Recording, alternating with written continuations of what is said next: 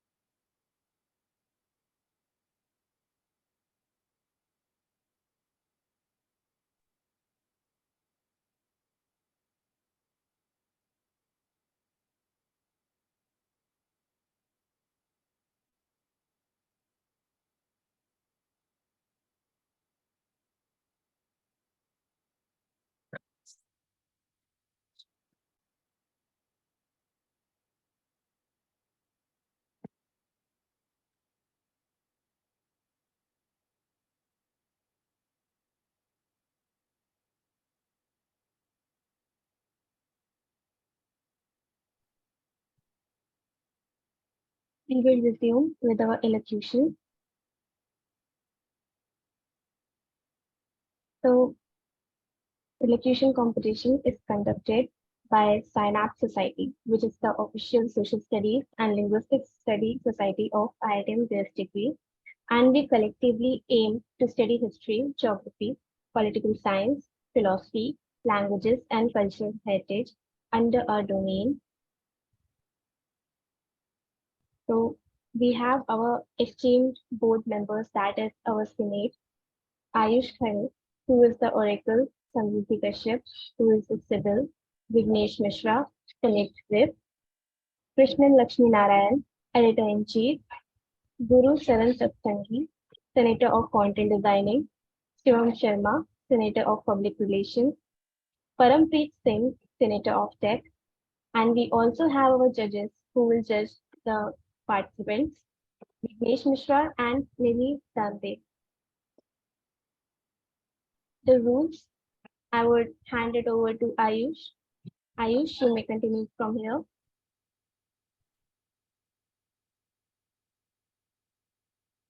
Yeah, thank you, Samriddhi. Am I audible to everyone? Yes, yes, you are. Yeah, thank you so much, Samriddhi. So I'll be explaining what the rules of the elocution competition are as of today. Tomorrow there will be different rules, of course. I'll be telling the rules tomorrow again for tomorrow's extempore for the selected participants. So the rules, as you all can see in the presentation for today's elocution, are the first rule is all the participants will have to deliver the speech in English only. English will be the language of communication, as already had been stated in the mail and in the rule book as well.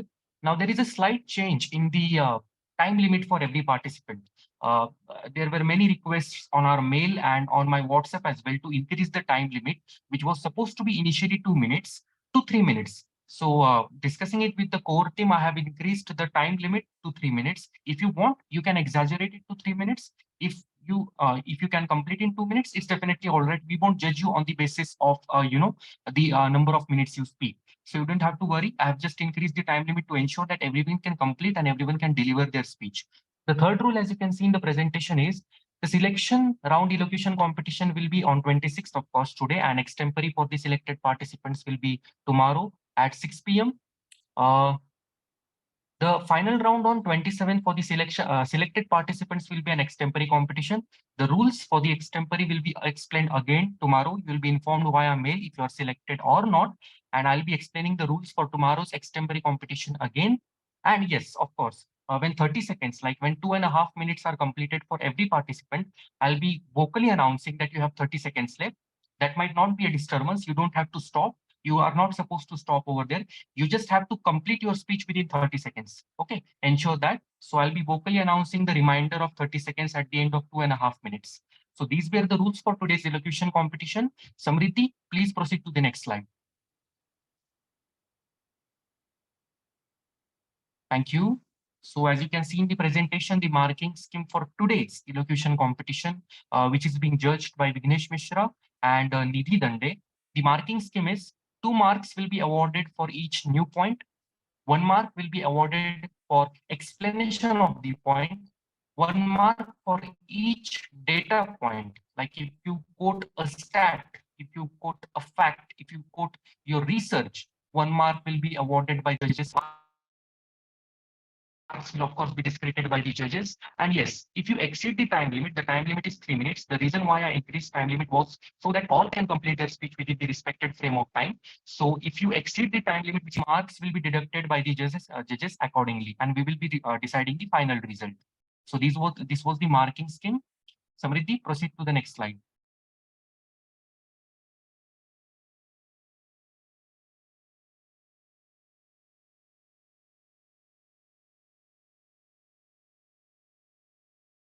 Thank you. So as you can see in the presentation, for those who are there as an audience, let me tell the topics. The first topic is democracy and its importance. The second topic is casteism and reservation. The third topic is human rights and social justice. The fourth topic is the rise and fall of ancient civilizations. The fifth topic is globalization. The sixth topic is culture and heritage in India. The seventh and the last topic is languages in the modern world and ancient world. So these are the topics for today's elocution competition for those who are, the audience. Samriddhi, I'm audible, right? Because some people in the chat are saying I'm not audible. No, you are audible. Perfect, perfect. So Ekanika, the voice might not be clear to you because of your internet connection. Just ensure you have proper internet connection. And one more thing to say about the camera. If you are comfortable today for the elocution competition, if you are comfortable, you can turn on the camera. It's not mandatory. If you turn on the camera, it will of course be better for the judges to judge you. It will be better for them to see your expressions and the way you deliver it. If you don't turn on the camera, it's definitely all right. It's not mandatory. Samriddhi, yeah, these are the topics basically. So we'll begin the elocution competition. I'll be the host and Samriddhi will be the co-host. As already said, Vignesh and Nidhi will be the judges for today's elocution competition. So the first participant, we will be basically calling the participants on the sequence they have filled the Google Forms. If someone is not present, we will mark him as absent. Okay, you don't have to worry about that. The first participant I would like to invite on the stage is Anand Shekhar. Thank you, sir, for inviting me to deliver the speech on the fall and the rise of the Asian civilization. Prosperity cannot survive with weakness. This is the Newton's fifth formula, which describes the rise and the fall of Asian civilization. Our Indian civilization can be traced back from the Vedic Kal or before, much before Vedic Kal. The foremost example that comes to my mind when I talk about the Asian civilizations are Harappan civilizations, Mohenjo-daro civilizations, and many on. The basic reason behind the rise of an civilization is their ideology, is their cultural strength that improves their, what do you say, that improves their social thinking, ideological thinking, political thinking, economical thinking. Or you can simply say that gives a path to their economical and political thinking. The fall may be due to many reasons. For example, the fall may be due to any disasters, natural disasters, floods, droughts, and so on. The fall may be due to the weak successors. For example, dictatorship can be major problem in those civilizations which fall due to their bad or cruel dictators. At the end, I want to conclude this speech with a phrase: hard time builds the hard man builds the soft time builds the soft man, and soft man builds the soft time. Thank you, everyone. Thank you so much. You have completed your speech within the time limit. So I would like to request to the judges if they want to ask something to him, or we can proceed to the next participant. No, we can proceed. Move on to the next part. Guys, Sure. please switch on your cameras. It will be better if the session is interactive. Yeah. If you can, please switch on your cameras. It will be easy for the judges to basically judge you, and it will be more interactive. And you might also get extra points for your expressions and all. Thank you, Nidhi. I'll move ahead to the next participant. The next participant I would like to invite on the stage is Ananya Joshi.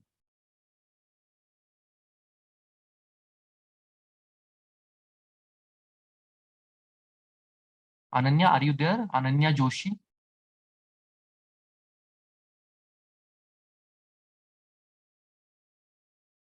Okay, I guess she is absent for today, but we'll announce her name again at the end and ensure that she delivers her speech. So the next participant is Rupkatha Suter.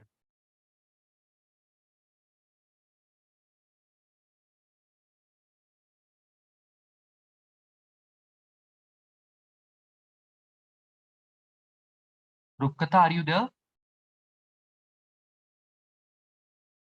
Okay, I guess she is also absent as well. The next one is Sagar Kumar.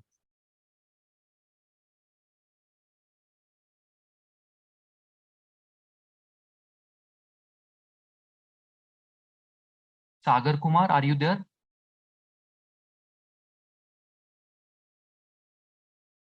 No issues. He is absent as well. The next one is Shruti Sinha.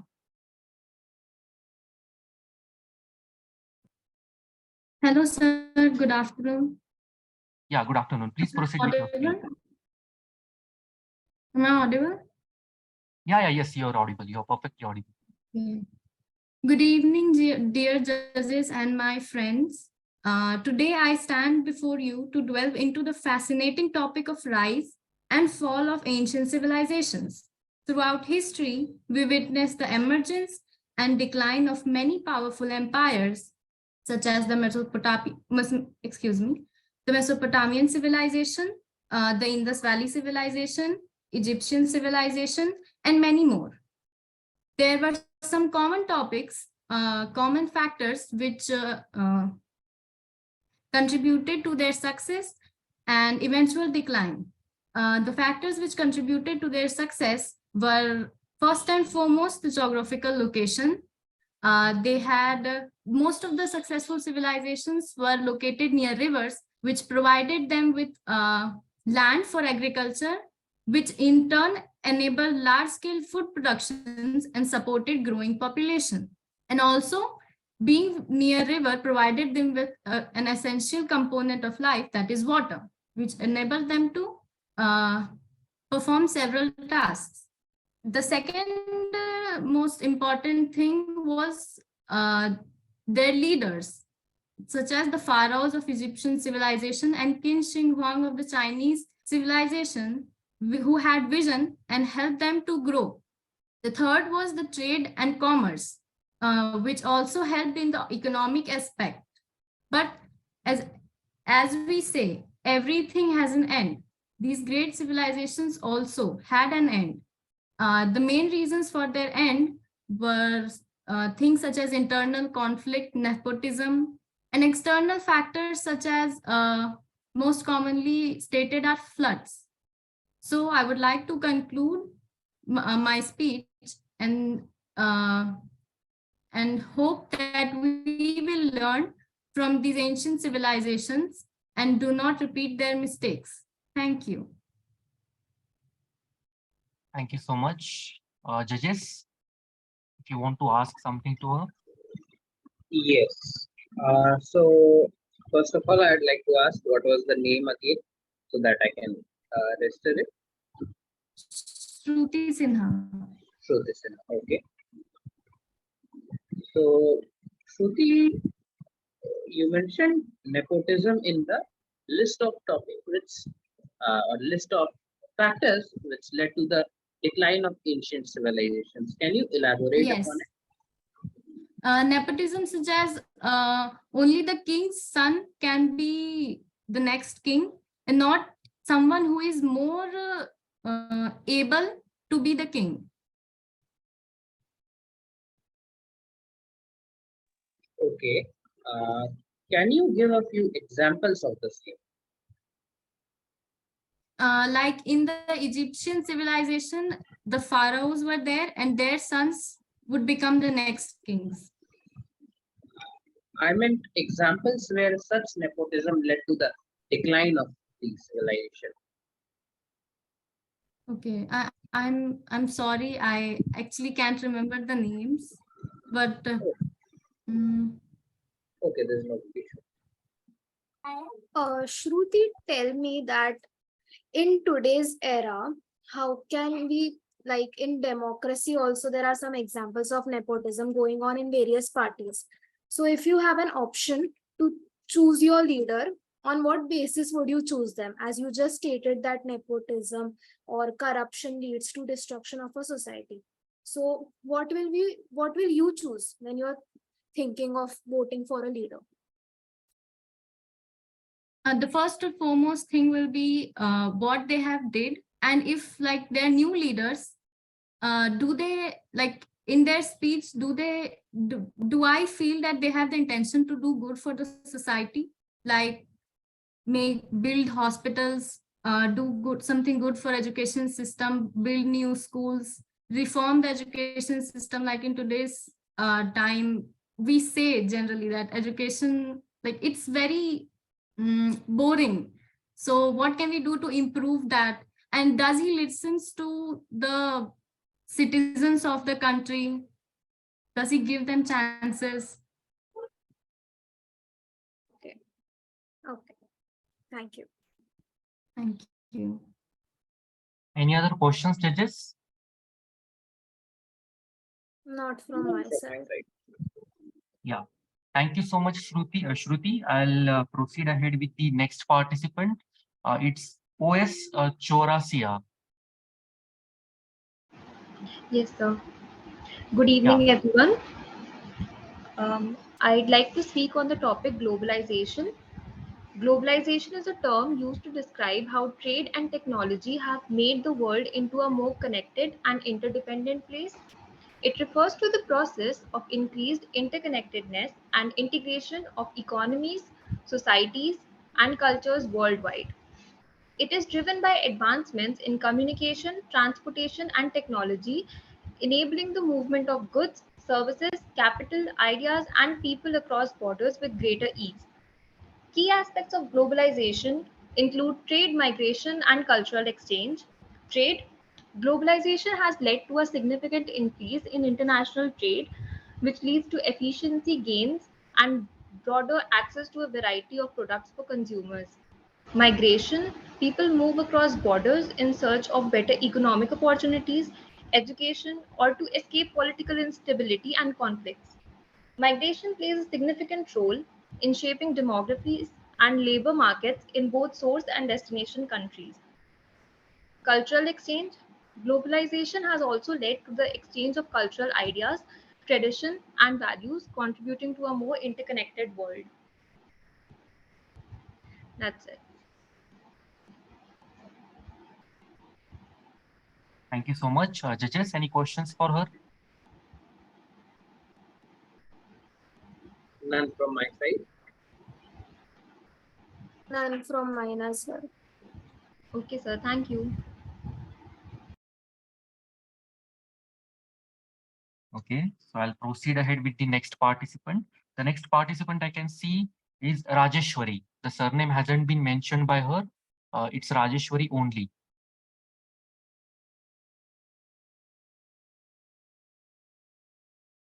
Rajeshwari, are you here?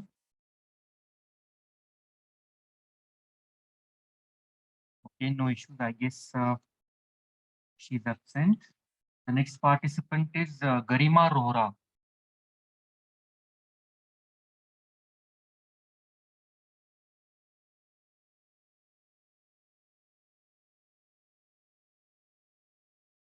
Garima, let me ask if you are here.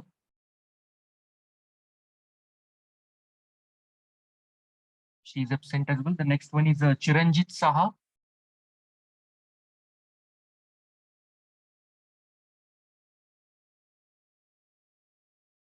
Absent. Okay. Yeah, he is absent as well. The next is Saransh Gupta. He is absent as well. Anjani Kumari. No. Shubhangi Shukla. No.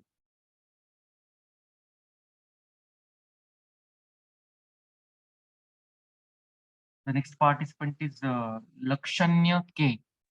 Good evening. Am I audible? Yes, you are audible.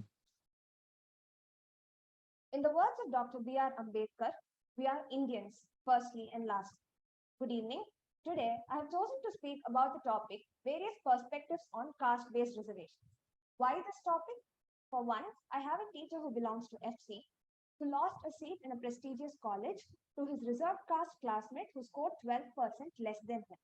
Secondly, I know a student who scored 66% in HSC who earns an annual scholarship of rupees 1300, whereas his reserved caste batchmate who scored only 52% earns rupees 1600 per month as scholarship, which made me think, well, caste-based reservations don't seem to have significantly uplifted the oppressed classes or mitigated the injustice being meted out to them. Another thing, politicians use these reservations as a tool to secure votes. Thirdly, as I just discussed, we can see reservations depriving meritorious, deserving candidates of the general caste of opportunities which are then seen to be passed on to perhaps less worthy reserved caste counterparts. So why do we still have caste-based reservations? Also, don't income-based reservations make more sense? For one thing, they break the vicious cycle of poverty, which in turn catalyzes social upliftment.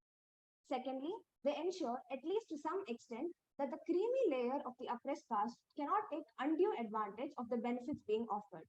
Thirdly, income-based reservations also alleviate poverty, illiteracy, and unemployment from the so-called upper caste, which means you have social equality.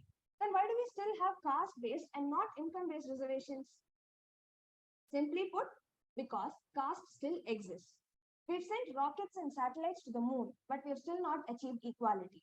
In a decade, we succeeded in eradicating polio, but even today, 70 years since the constitution came into effect, Dalits are still being ostracized. A study conducted in Madhya Pradesh in 2014 revealed that 47% Dalits were not allowed entry into ration shops. 49% Dalit children aged under 5 were malnourished, and 79% schools, 79% did not provide midday meals to Dalit children. Can income-based reservation address these issues? See, if poverty alleviation was the only objective, schemes like MGNREGA or Scholarship Fund for Bright Children would have done the task. Caste-based reservation is not simply a sort of compensation against historical acts of injustice, or its idea is not to uplift one community by bringing another down. It aims at achieving social, economic, and political equality, advancement of the oppressed and backward caste, and their equal representation in all services under the state and center, as quoted in Article 15 of the Indian Constitution. Which is why, judges, caste-based reservation is not only necessary, but it is crucial. And as regards the people who complain about loss of opportunities in educational institutions and recruitment offers, I would like to tell you very humbly that the suggestion or solution is not in snatching the rights of the oppressed caste. The solution, is in expanding recruitment programs and setting up more educational institutions, thereby offering more opportunities to people. Meritocracy is definitely important, but in the absence of equality, it is meaningless. Now, let me tell you a very short story to illustrate my point. Lakshanya, sorry to interfere you. You have 30 seconds remaining, so try to complete it in 30 seconds. Sure. Okay. In that case, I would like to wrap up by quoting Dr. Ambedkar's lines from his book, The Annihilation of Caste. I do not believe that we can build a free society in India as long as there are traces of ill treatment and suppression of one class of people by another. I believe in perfect equality. And for that, gentlemen, caste-based reservation is the only key. Thank you. Thank you so much, Lakshanya. Judges, if you want to ask anything to her. Yes. Okay. Vignesh, you go first. Okay, I'll go first. Yeah. So is equality construed as equality of opportunity or equality of outcomes? equality, in my opinion, is equality of treatment. Every human being must be treated equally. You cannot ostracize someone or prevent them from having access to a certain facility or a certain opportunity simply because they were born into a certain caste. So I think when you provide equality of opportunity, eventually, if not immediately, equality of outcomes will definitely follow. So is equality of outcomes desirable? Definitely. I mean, why would it not be desirable if people from all sections of society are going to be equally educated, if people from every caste are going on every walk of life, so to speak, are going to be employed in every sector, every field, it is definitely going to be good for not only for them, for their community, for the place they're coming from, but also for the nation on the whole. Because you never know what someone has to bring to the table in a field. You might possibly judge someone based on their appearance or their financial background, thinking they don't have much to contribute, but they might actually be very experienced and knowledgeable in a field. So I think equality of opportunity leads to equality of outcomes, and that is definitely necessary, crucial for the development of the nation. Okay, that will be all from my side. Okay, so hi Lakshanya. So you were speaking about the creamy layer of the lower castes, right? Yes. So can you tell me ways that how the creamy layer will be prevented from using this opportunity of reservation and those who actually need it will be given? Because if we are doing an income-based reservation, then the creamy layer will automatically go away. And actually the oppressed people are the poor people of the society. Ma'am, so when I decided to take up this topic, I spoke to a few friends of mine asking them, what is your opinion about caste-based reservation? And a lot of them had this complaint that my friends naturally are all college goers, just a couple of years maybe older than me. They all belong to that age group. So they were of the opinion that I lost a seat in XYZ college to someone from reserve caste who actually belongs to the creamy layer, and he scored 20% less than me, 18% less than me, but he earns more scholarship or he has a greater concession in fees. Which I also quoted an example, if you notice, in my speech. So, and I asked them, what do you think is the suggestion for this? The solution for this, to which they all suggested income-based reservation, which is in a way correct. I agree. When you use income-based reservation, the poor people get a chance to develop in life. They get the opportunities that are actually there, right? And the creamy layer cannot take undue advantage. But So in the end, are you supporting income-based reservation? Caste-based reservation, and I'll tell you why. Because you just said the poor people are actually the ones who are oppressed. Respectfully, I disagree. No, it is, you might be the richest person of your caste, but if you belong to a scheduled caste or an oppressed caste, you are still oppressed by the rest of the community. It's like saying that the poor are the oppressed, the creamy layer does not face discrimination. It's like saying a rich black guy in the US does not face racism, which is not true. He's also being discriminated. When you go to the whites, he's still a black. They're not going to look at your income certificate before calling you a black or discriminating, which is exactly what happens in our society as well. So I think caste-based reservation is the key. Secondly, reservation is not just like I said, to remove poverty. For that we have employment generation and stuff like that. The aim behind reservation is equal representation, and Dr. Ambedkar said this. It is to remove the social stigma associated with your birth in a certain class. For that, caste-based reservation is the solution. Okay, so as you said that Dr. Ambedkar has quoted it, but he quoted it that a 10-year reservation should be there. Because his aim was that the situation should improve in 10 years. The class. Also, my question is not complete yet. Wait a minute. I'm sorry. Yeah. So that is one thing. And the second thing is that reservation is actually more like a doorway to education, right? So the people who are in a good living condition, they are mostly from educated backgrounds. Even if they are from business families, they have the access to good education, right?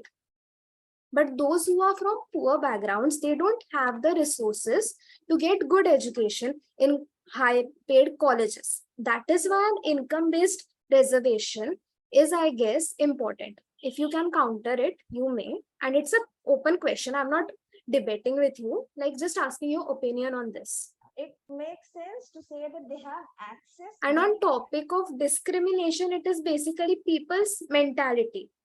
But It the is topic of people's mentality. reservation is different. Yeah, please complete. Yeah, so okay, so firstly, to talk about your argument, which said that the creamy layer, at least they have access to educational facilities. I tell you, access alone is not enough. If my parents have enough money to send me to a good school, but I'm going there and it may be the best school in the city for that matter. But if people are asking me to sit on the floor separately, drink from different tumblers, eat from different plates, I would not feel like going there. But when I have reservation, which makes it easier for me to get to a good place, I actually feel empowered. I feel that this is my right. This is something that the government has given me. I need to work hard. At least you know the value of something when you've struggled and you've finally been given it. So I feel like I need to work hard for it. And when people are given reservation on that basis, when they're going to work hard, they're going to make the best use of the opportunities. One day, I think the discrimination will end. I know that discrimination is basically a mentality. It is not something that can be completely eradicated by any amount of political or legal legislation, so to speak. But I think reservations act as a step towards bringing about the change. Okay, that will be enough. Thank you. We Thank have you. other participants Thank you, as well. ma'am. Okay. Thank you so Okay, much, Lakshanya. Yeah, Vignesh. Proceed. yes, just a comment, not on this particular speech, but in general. There are points on research as well, and not everyone has mentioned like data and statistics or similar points. So I would request you to incorporate those. Secondly, equality of outcomes refers to that everyone has the same standard of living, same standard of income, regardless of what path they choose, what job they choose, what starting point they had at the time of their birth. Okay, so it is generally construed in like when people talk about affirmative action in general, that it is not neither desirable nor practical. Okay, equality of opportunity on the other hand is. Okay, this is the academic consensus. Thank you. Thank you so much. Thank you, Lakshanya. I'll move ahead to the next participant. The next participant is Sonali Bilung. I'm sorry if I'm pronouncing it wrong. Hello. Yeah, Sonali, right? Hello, good evening. Yes. Yeah. Please proceed. Okay, so thank you for this opportunity. And my topic is casteism and reservation as well. As this is a very sensitive topic, I would like to focus the attention on the seriously dealt issue that nowadays has been ongoing in not just in education institutions but also in political parties. Like I come from the eastern area of India, which is Odisha, and over here the local party, which is always for the past 2 decades, has been BJD. And in this, I have seen this practice of voting the electors biasly by all categories of people, but mostly the people who have the favored benefits offered by the government. As the Congress party does not focuses on the small rural areas of this state, the BJD focuses it more. I know that is their sole job to focus it, but the the bias can be seen on the face, and which leads to many time let the BJP's bias rules also to come into action for more than required time. So I'll say that reservation over here has a very great role in providing government jobs and in educational institutions where the marginalized community gets the opportunity to study and know all the things that other religion, not also religion, but caste people are experiencing. They are learning. But the issue that the favoritism of government's voting happens here is important thing to be noticed by all other people nationwide. And as for the last point, I'll say I'm in balanced opinion of casteism and reservation, as I know there is a good point on it, so a negative point for it. The good point is that students are getting equal opportunity due to the scholarships they are getting and many other facilities. But the negative side is the politics. That's it. Thank you.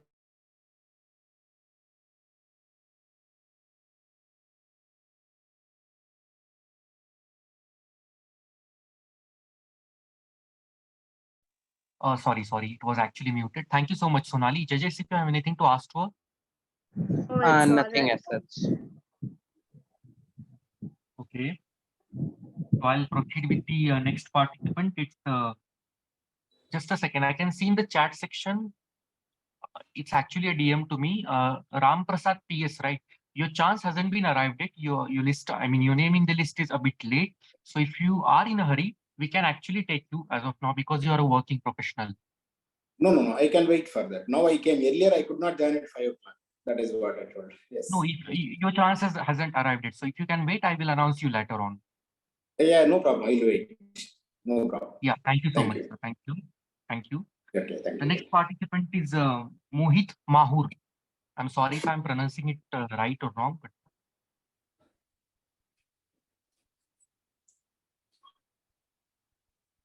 Mohit Mahur, are you there?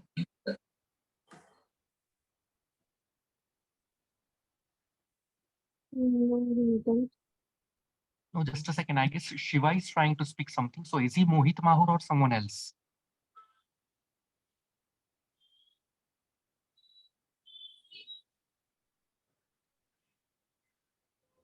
Okay, no issues. I guess Mohit Mahur is absent. The next one is Daksh. The written name is Daksh only, nothing else. So if you remember what you had written, Daksh, you can proceed. Not present. Okay, no issues. The next is Rohit Rawat. Not present. No issues. The next one is Piyush Bamnia. No, not present. Ashish Sharma. No, Not present. Okay. The next one is Gaurav. Only Gaurav. no, Not present. Many are absent, by the way. The next one is Riddhi Dinesh Sarvagod. no, She is absent as well. The next one is Divyanshu Dubey. not present. Okay. Aditya Harihar Iyer. Not present. Is absent as well. We actually had many registrations, but many are absent. Next one is Gaurang Jalan. Gaurang Jalan or Jalan. Present, present. Yeah. Sure. Thank you, sir. So, picture in your mind the majestic empires of old, like shining stars illuminating the past. Mesopotamia, Egypt, Greece, and Rome, each contributing a unique chapter to the book of human civilization. But what propelled them to such heights? Ladies and gentlemen, esteemed judges, and fellow aficionados of history, today I stand before you to unravel the intriguing story of the rise and fall of ancient civilizations. So join me on a journey through time as we explore the reasons behind the soaring triumphs and eventual decline of once great empires. Picturing their victory, it was a combination of innovation, trade, and cultural exchange. Whether we talk about the pyramids of Egypt, the, the temples they built for their gods, or we talk about the clay tablets which were digged out in an unsystematic way in ancient Mesopotamia. They harnessed their nature's resources, devising ingenious irrigation systems to cultivate flourishing crops. At the heart of their success lay visionary leaders like Alexander the Great around 500 BC of Greece, guiding their people with wisdom and passion. They established strong governance and laws that fostered unity and stability in their people, building a collective sense of identity and purpose. However, as times wheels turn, the very factors that brought triumph became catalysts for downfall. Success bred complacency, hindering further innovation and growth, as we see in the royal families of ancient Egypt. Over expansion strained their stabilities to manage vast territories, an example of ancient Mesopotamia, leading to internal conflicts that weakened their foundations. Environmental factors also played their part in ancient Rome, with deforestation, soil erosion, and climate changes taking their toll. Thus, the great empires eventually fell, leaving behind invaluable lessons. Their rise reminds us of the power of cooperation, vision, and openness to new ideas. At the same time, their fall teaches us the importance of humility and resilience.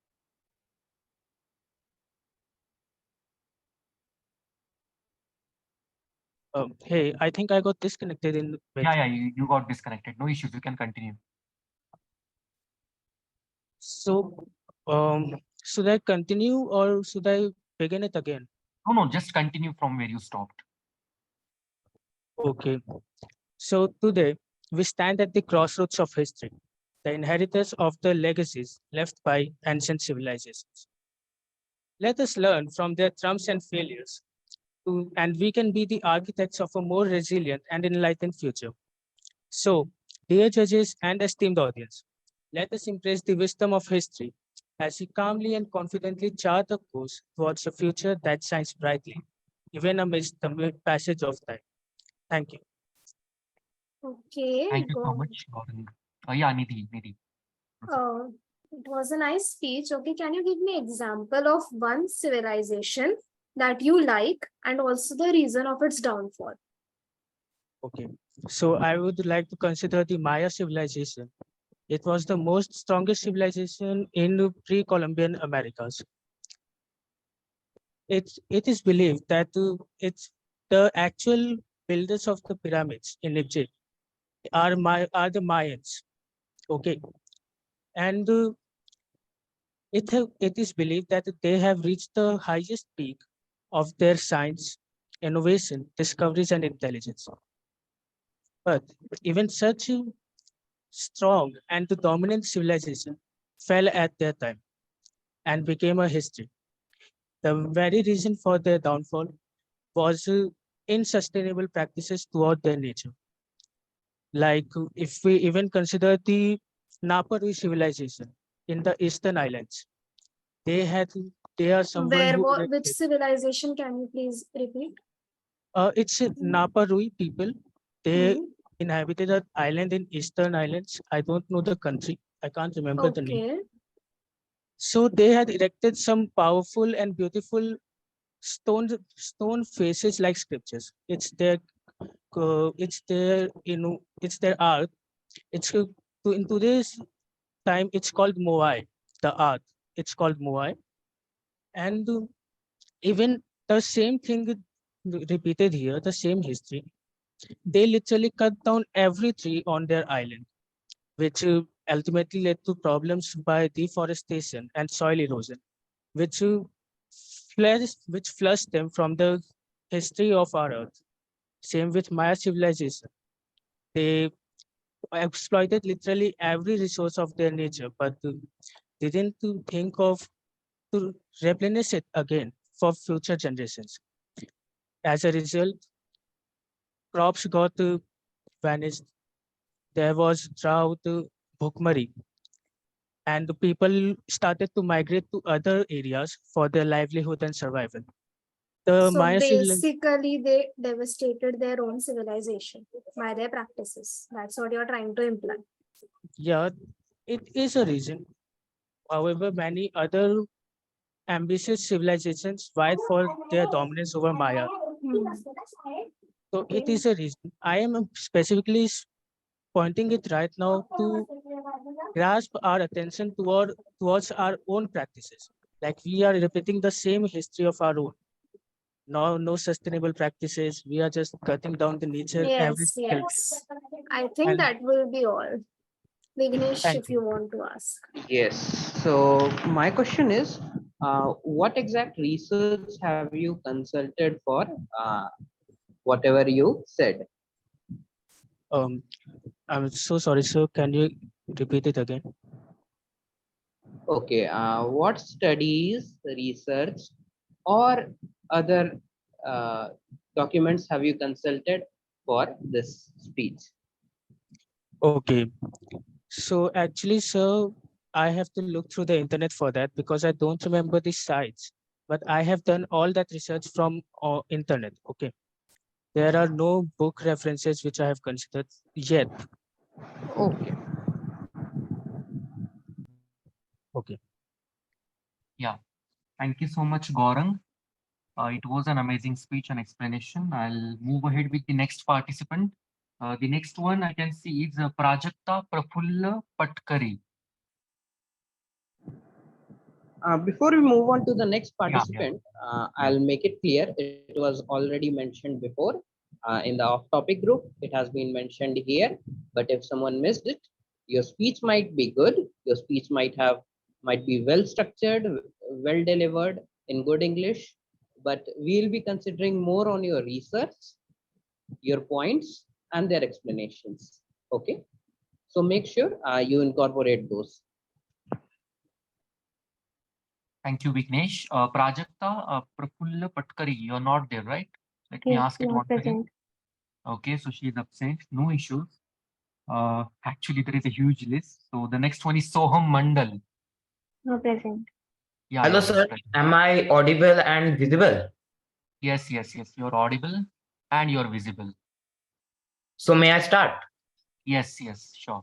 His Your face roof is not actually visible. visible. Your roof is actually visible. Yeah.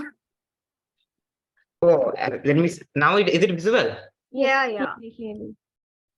Good evening, everyone. I am Soham Mandal, and today I would like to present my views on the topic globalization, the interconnectedness of the world, and its effects on culture, trade, and migration. After the Cold War ended, the world was more connected than ever. Imperialism had already come to a close, and capitalism was taking over. It's true that interactions between civilizations, big and small, have happened several times in the past, but none was of the scale that took place following the breakdown of the Soviet Union. Causes aside, the effects that the globalization brought on the world were more astounding than any other event in history.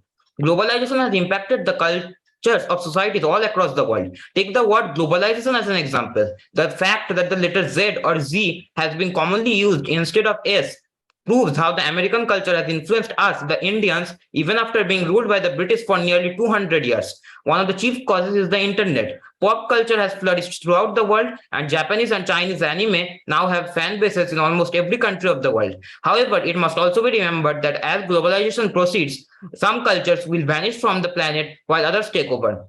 With regard to trade, it is possible that the device that you are currently using is made by an American company, manufactured in Taiwan, and assembled in Brazil. Just look around. There are multinational companies everywhere. Bangladesh's garment industry is known throughout the world. No longer does the location of consumer base affect the location of manufacturing. Well, it does, but at a very minimal level. Trade globalization has massively decreased the cost of goods and services. However, we should also be aware that if any one country decides to stop trade, it will badly affect the world economy.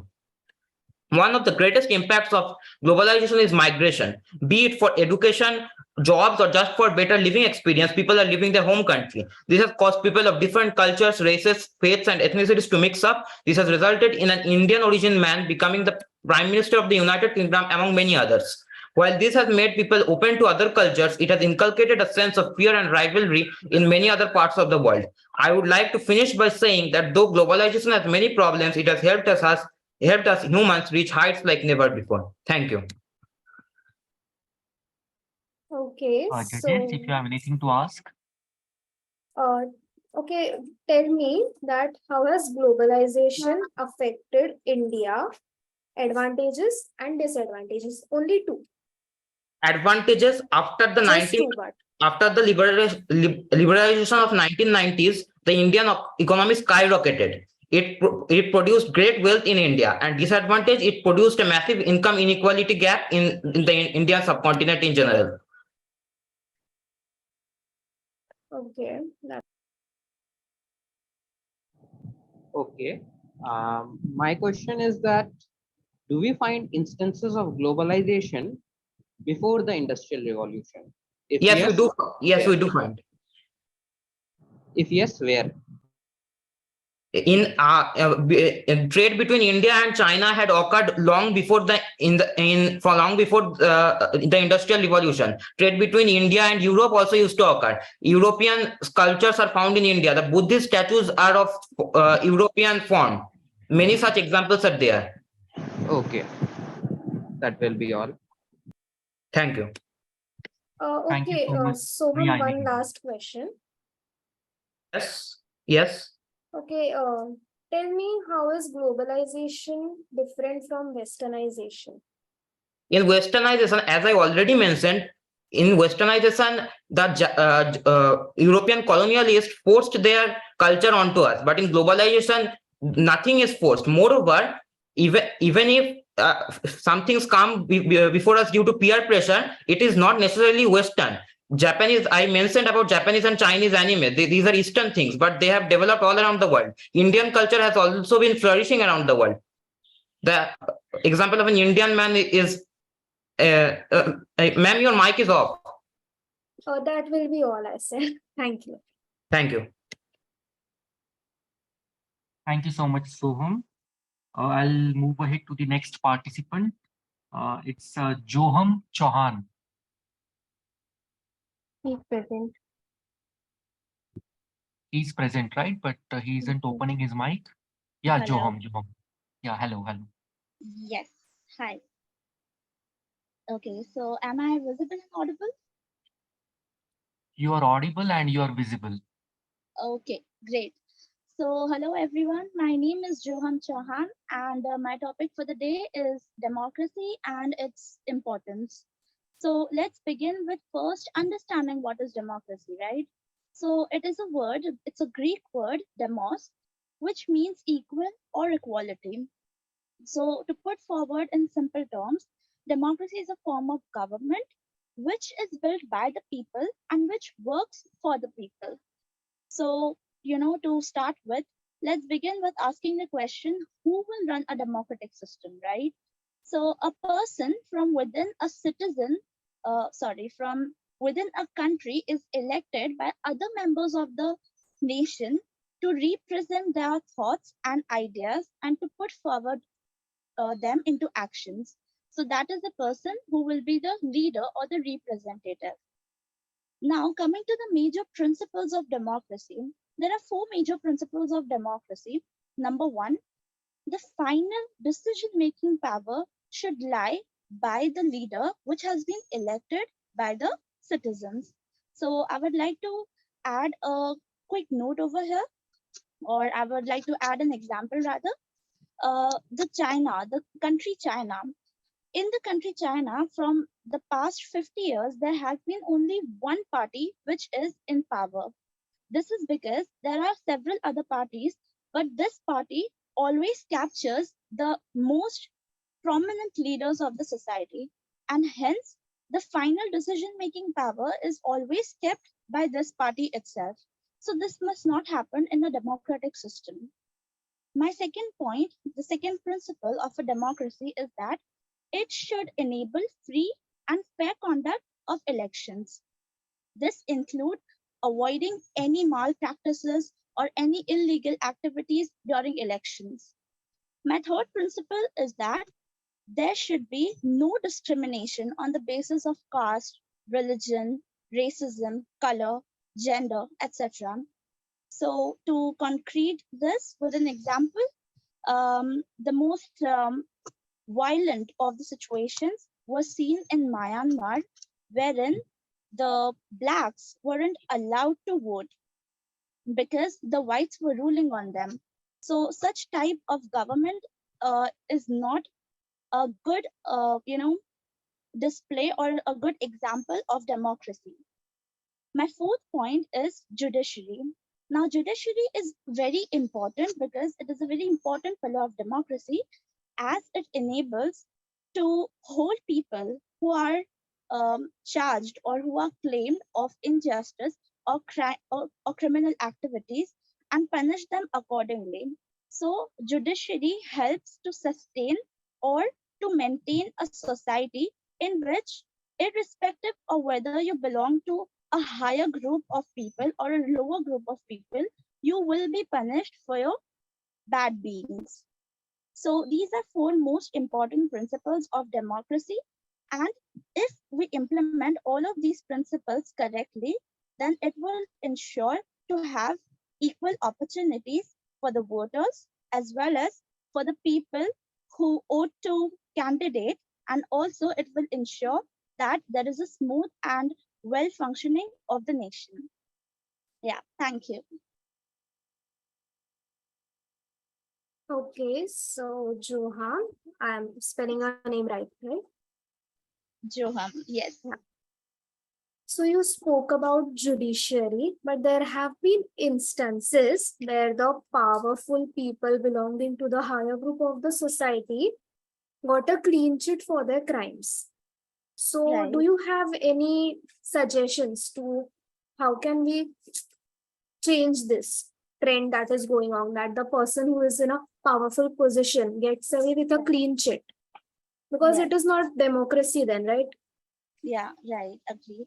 So what I feel is that there has to be several groups involved in the procedure of judging. Okay, because there might be, if we consider a case, there might be a person who is in direct contact with the judge or in direct contact with the leaders in the judiciary. So it might happen that they might get a clean sheet from there. But if there are several groups involved in the procedure of judging, this would reduce the rate of the person getting a clean check and getting away with it, because there are many people involved in the process. So it would reduce their chance to be in touch with everyone and corrupt every single department of the judiciary. So I think a community or a council would help it better.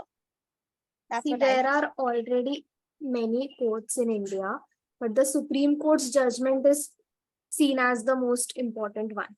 And the problem is that in Supreme Court, there have been instances where the higher people belonging to a famous group have got a clean sheet.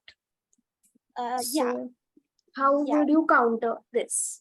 How can we prevent this from happening? I think there is not a 100% prevention of this, because it involves a lot of corruption in the judiciary system itself, but we can reduce it. And I think I have not put my point clearly over here. By different councils or society or groups, I meant within the Supreme Court, there can be different, groups of people who can judge that same person on different aspects. So if a person may have the connections with one of the judges, but it seems very unlikely that the person would have connections with all of them, right? Or to ensure this, we can even have opposition parties involved in the procedure, because then the person will be held accountable for every single act which he or her has, which they have performed. Okay. Also, tell me, which principle of democracy do you think is the most important for you, for your personal opinion? Which principle is very important? Yeah. I feel that the most important is equal right. equal right to all, giving equal opportunities to everyone is very much important. Okay, that would be all. Vignesh, you can continue. Thank you, Nidhi. My first question would be, can you define popular sovereignty and contrast it with majoritarianism and minoritarianism? Could you please come again? Can you define popular sovereignty and Okay. then contrast it with majoritarianism and minoritarianism in the context of democracy, which is the topic, obviously? Okay. I'm so sorry. I haven't read about it. But if you are asking about the majoritarism and the minoritarism, I have read something about it and in the context of democracy. So if you want, I can answer that. Totally up to you what you want to answer. Okay. So like I have heard about groups of people, okay, who are in larger population. Most of the times it is that the decisions are led by them because they are in the majority, and the minority people, may it be on the basis of religion or caste, they are left behind. So I think that this doesn't work in a democratic system, because democracy says that equal rights has to be given to all the parts of the community, to all the societies of the community. So it's a very big hurdle which I think India is facing even today, and the voice is being raised by many people from the minority. But I think that still a lot of work needs to be done in this area, because the majority is in power, and it requires a lot of voicing from the minorities also. That's what I feel. Okay, that will be all. So a general thing here is that popular sovereignty refers to the concept of like, it asserts that the ultimate source of political power lies with the people. Popular sovereignty with the masses. Okay. In a democracy, the citizens have the right to participate in the decision-making process, usually through uh, adult franchise, okay, adult universal franchise. So elections, referendums, and other forms of civic engagement is what is manifested uh, from the principle of popular sovereignty.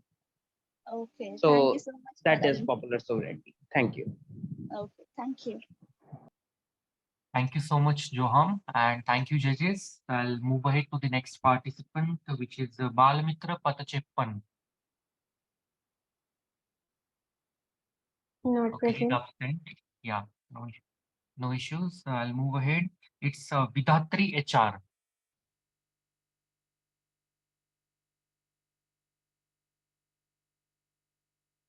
Not present. No, actually, I can see her in the participants, but she isn't opening her mic. Yeah, Yes. Oh, Vidatri. Excuse me. Vidhatri. Okay, so sorry. Can Okay. I get some time? I want to. Yeah, sure. Take your time, no issues. I'll move ahead to the next participant, and whenever you're ready, just call me out. Okay. Thank you. Yeah. So the next participant is Abhinav Jaiswal. No, not Abhinav. The next is Anjani Kumar. I guess Anjani is No. absent as well. Next one is VVDSV Mohan Krishna. Yes, he's present. Yeah. Am I audible? Yes, you are audible.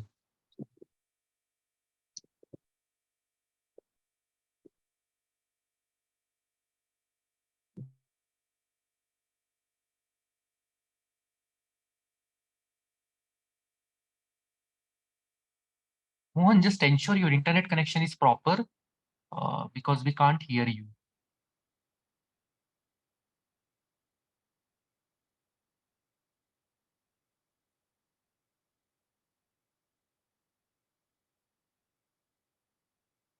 Mohan. Okay, that's an internet issue, I guess. We can proceed ahead to the next participant, and what we'll do is announce his name once again, and if he has the proper internet connection at that point of time, we can proceed ahead with his speech. So the next participant is Abhishek Darji.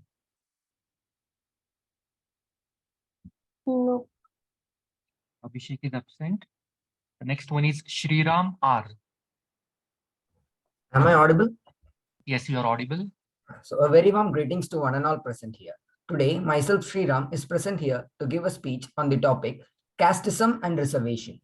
It is a subject that evokes strong emotion and sparks intense debates as it touches upon issues of social justice, equality, and representation. While some argue that reservation is a necessary step towards addressing historical injustices, others believe it perpetuates caste divisions and hinders true meritocracy. Let us first deal with the positive aspects of reservation. One of the primary arguments in favor of reservation is that it aims to rectify historical and systemic injustices that marginalized communities have faced for centuries.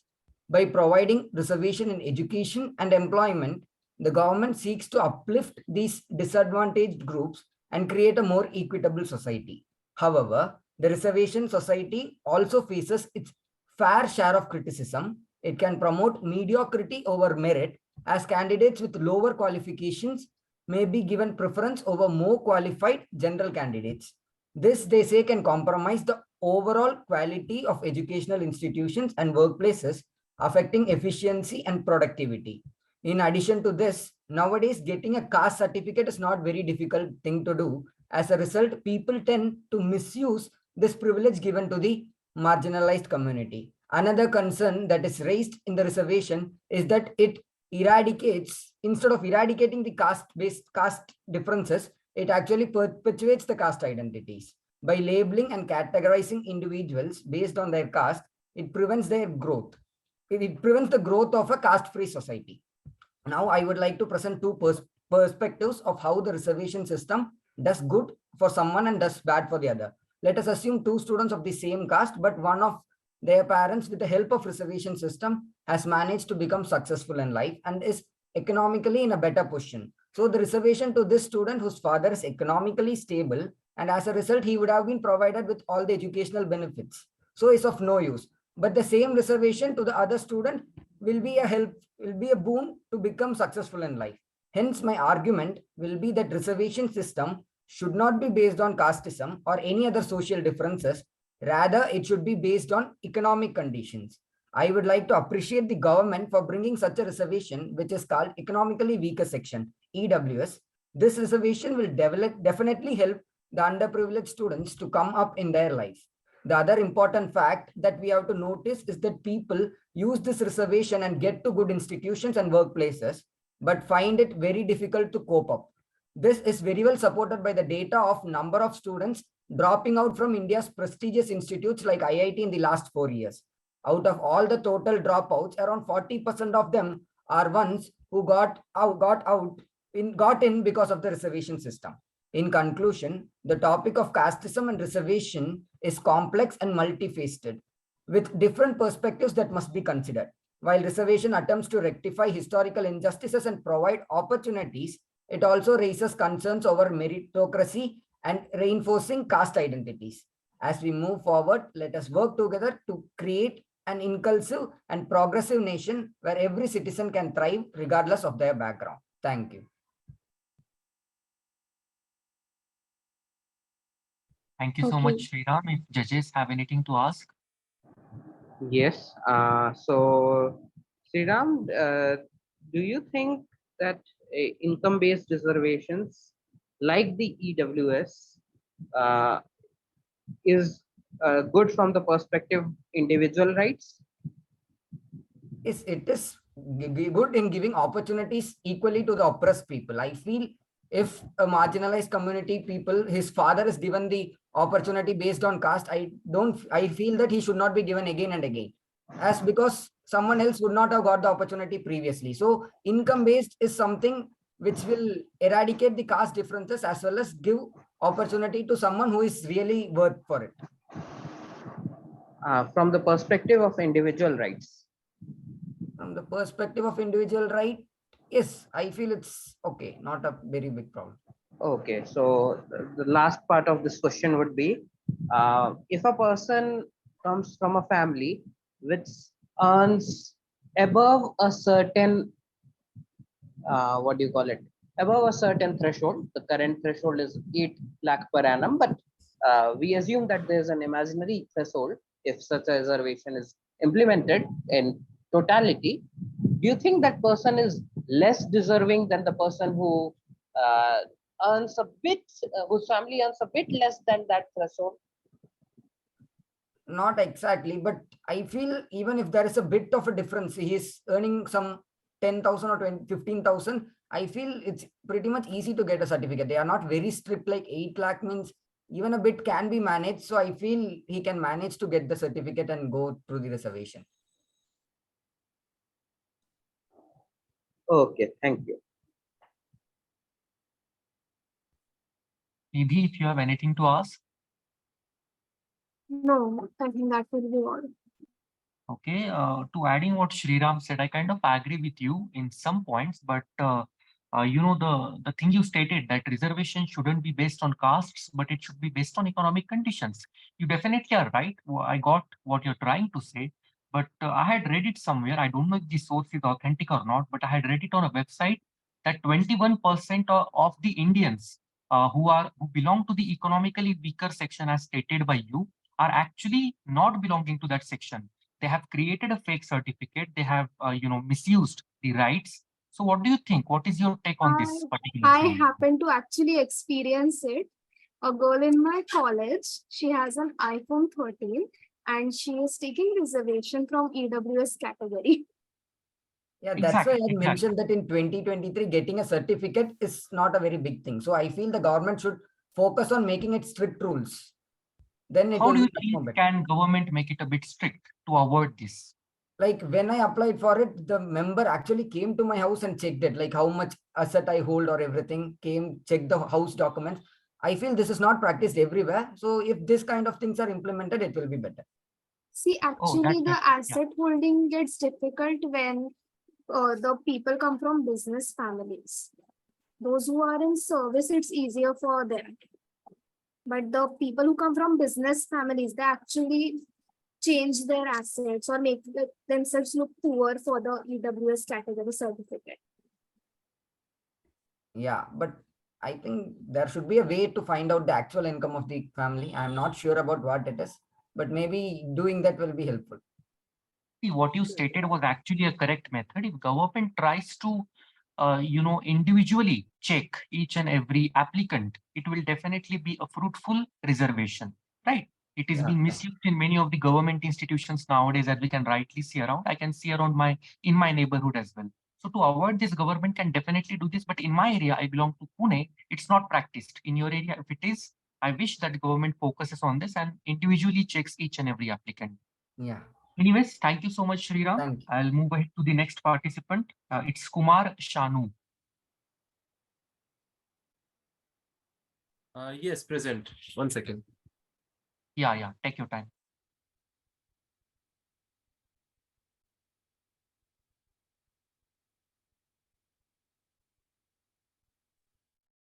Yes, hi, good evening, all of you. Thank you for, first of all, thank you for this opportunity to speak on the topic on languages in modern world and ancient world, its declining importance and preservation. All right, so I'm starting. First of all, let me explain you in brief what language really is. It is a tool by which we can communicate our thoughts to other people in form of oral, written, or you can say gesture form. Okay, if we talk about languages, we can trace it back to around 4,000 years ago, as old as Paleolithic age, according to some sources. All right, and there are many theories about the origin of languages in the world, but there is no rigid proof that when the first language was originated. And if we talk about India, Dravidian language is considered to be the oldest language in the subcontinent. Maybe during maybe from the Indus Valley civilization. Okay, and earlier people were so concerned with their language, as we conclude from our own history, that Aryans came to the subcontinent from the southern part of Asia, and with them they bring the intentions to promote their culture and languages. They brought Sanskrit to India, which is now considered to be the language of the gods, right? And so we can conclude that the people were more concerned with their languages. We can also see this in India when our India got independence in 1947. As the Telugu speaking people were so concerned with preserving their language, they demanded a separate state to be made on linguistic basis. That is now Andhra Pradesh. But now language has become more like a qualification for someone. Like if we talk about English, it is more like a qualification rather than a language. And according to a survey, around 80 to 90% people in India are now more inclined towards learning English rather than their own native language. Even this thinking is inculcated in their wards by their parents, because they think like they'll fetch them a good job and make them more stable economically. But slowly, preserving one's culture and language has taken a different face in India or anywhere else, you can say. We can see people are getting aware of preserving their language, but at the same time, doesn't want to tolerate any other language in their native place. Right? As we can see some southern parts of India, like in recent recent event happened in Bangalore, like an auto wala was so concerned with his language, like he was literally fighting with the passenger on the basis of language. So they doesn't want to tolerate any other language in their native place. So hence with this, I want to conclude that the mindset which the people had before in terms of language has changed. People now tend to learn at least two languages, mother tongue and English, because see again, English has become more like a qualification rather than a language. That's all from me. Thank you. Thank you so much, Kumar. If judges have anything to ask. Okay, so my first question would be, so you mentioned that Dravidian languages are considered to be the first in India. Can you mention a source for this or the studies you consulted for this? For this particular point, I consult with the Wikipedia. I looked into the Wikipedia. Okay. Not any Secondly, other books. regarding linguistic chauvinism, which language do you think should be the lingua franca of India if we decide tomorrow collectively that we should have a common lingua franca? Just like the northern parts of India have Hindi, even though there are different languages, everyone can converse in Hindi, so it is the lingua franca. Yes. If we talk about the the question which you have asked, we have two official languages in our government, like in which the government can proceed its proceedings. It's Hindi or English. Okay, so these two are widely spoken languages in India. So I think that it should be among from these two languages. Okay, so regarding the world, which language do you think has the most influence right now in the entire world? Like which language is most it's definitely English. It's definitely English. Yes. Okay. But see, again, like I made the description about my defining my language theory, like what is language? It is more like a tool to communicate with each other. It shouldn't be considered at the like the qualification. Like today, English is like, if you know English, then you can get this job and that job. So that shouldn't be the criteria for it. Yes, if you are working for some big MNCs in which there is a need of a language to communicate with the other people, so that they can understand our thoughts, then in that place, definitely you should know English. But otherwise, I don't think, like in India, if we are working in a domestic company, then I don't think like English should be preferred over any language. Yes. So one last question, which would be related to Sanskrit, since I'm connected with the Sanskrit Society of IITM BS degree. So what do you think is the importance of Sanskrit? The preservation effort by many people are putting in their work so that the language could be preserved. What do you think is the importance of the language in the Indian context?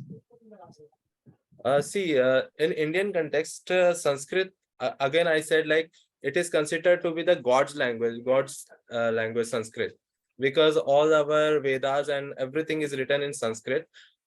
So we can say that of preserving Sanskrit as a language, we have a village in southern India, of which whole the population there speaks only in Sanskrit. I don't remember the name exactly, but there is a which is promoting their culture to preserve Sanskrit. And our government is also encouraging students to learn Sanskrit, because that Sanskrit is a language which connects us to our roots. We have Vedas and everything which connects us from our culture. So that is our native language. Hindi and everything is originated from Sanskrit. Most languages in northern part of India which we speak are originated from the Sanskrit. So that is the way. Okay, thank you. Okay, Nidhi? so hi Kumar. Hi. So you were speaking about the Aryan invasion theory. Yes. So tell me, Kumar, from where did the Aryans came? Like, according to historians, they say they came from the Southeast or South Asia. Yes. But when we are doing carbon dating of the fossils or the things found there, they were mostly in Stone Age era. So someone from Stone Age era coming to India and fighting the Dravidians who already had a cultural setup, I think that is too far-fetched. So tell me, how do you form the basis for your Aryan invasion theory? Also, what are your sources that prove that Sanskrit was given to us by Aryans and it is not a Dravidian language? Okay, my sources are from a book, history book, it is Satish Chandra. Satish Chandra, Yes. definitely. It's the ancient history book. So from there, I got to know that Aryans were more powerful than what we consider from Dravidians.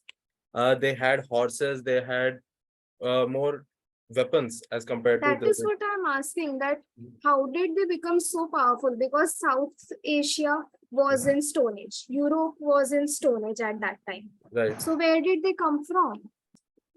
Were they North Indians?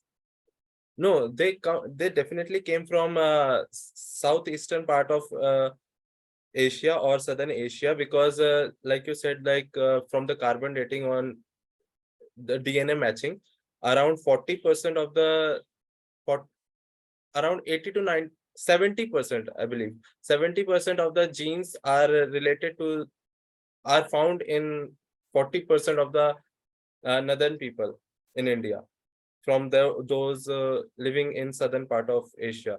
So from that we can And this conclude data is taken from? Sorry? This data that you just stated, it has been taken from? Again from Satish Chandra. Okay. Can you name the book? Yes, same question. Can you name the book? It's ancient history of India from Satish Chandra. Okay. Oh.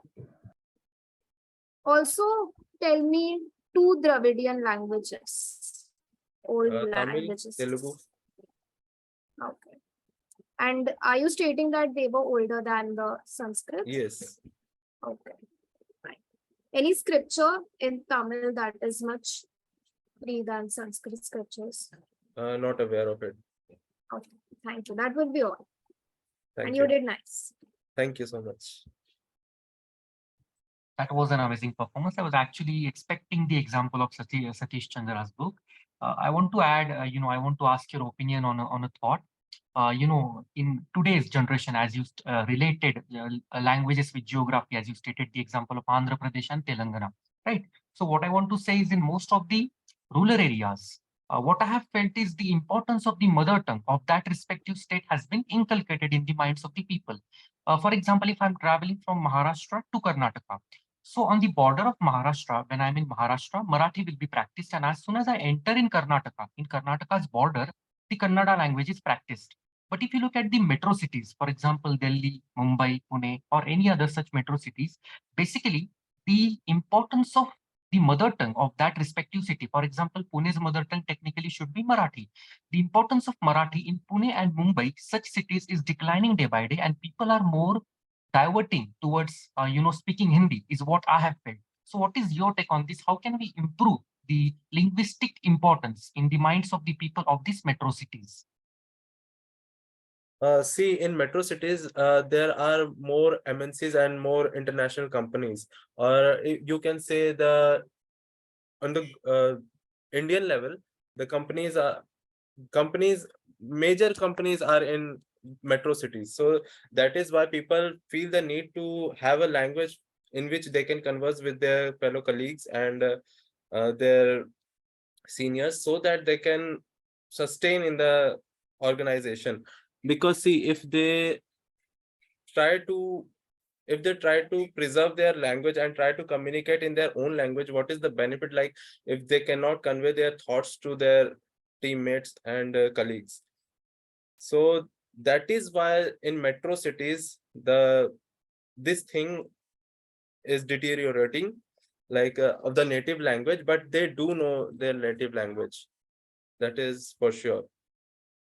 Only the migrated people from North India or some other state doesn't know that language, but most of the people know their native language. So according to you, what do you think are the two main reasons? Just state me two main reasons of why the importance of mother tongue languages in the metro cities is declining. Just two reasons in a short. Migration from people from other states, and ease of communication from their colleagues and friends. Okay. Yeah. Thank you so much, Kumar. That was an amazing explanation. It was actually a wonderful explanation of what I wanted to ask. Thank you so much. Thank you. Yes, just a yeah, thing that I would like to mention here is that Satish Chandra is actually a writer of medieval history. Oh. I think you meant R.S. Sharma or Yes, Romla R.S. Thapar. Sharma. Either of those. Yes. Sorry. Yeah. Also, Kumar, just one last question. Yes. Tell me that if you have to revive the mother tongue, how will you do it? For any language, if you are planning of its revival, how do you think you should do? See, for that, we can start building a community, because at the stage which we have, at the age which we are in, it is difficult to learn a new language, totally new language. So we can build a community so that we can make people aware and make people aware of preserving their culture and language, so that the same think-minded people come together and share their thoughts in their native language. They try to create something like videos, audio pods, and something entertaining, so that people can relate, and those people belonging from that area where the language is from, those people can connect with the language and the theme which they are portraying, so that they feel more connected about it. Like, yes, we should this is our language, we should promote it, we should inculcate this language to our children, and we shouldn't feel ashamed of speaking in our native language. Okay, thank you. That will be all. Thank you. Thank you so much, Kumar. I'll move ahead to the next participant. It's Lokesh Kumar. Lokesh Kumar, are you here? Also, I'm sorry to interrupt you, Ayush. Ishant has an interview, so please invite him to speak first. Okay, sorry, I think I missed the chat. Who has the interview? Hello, I'm Ishan. Ishan. Ishan, can you please state me your full name? Yeah, Ishant Patel. Ishan, sorry, I didn't hear it. Ishant Patel. Patel, just check. Let me check once.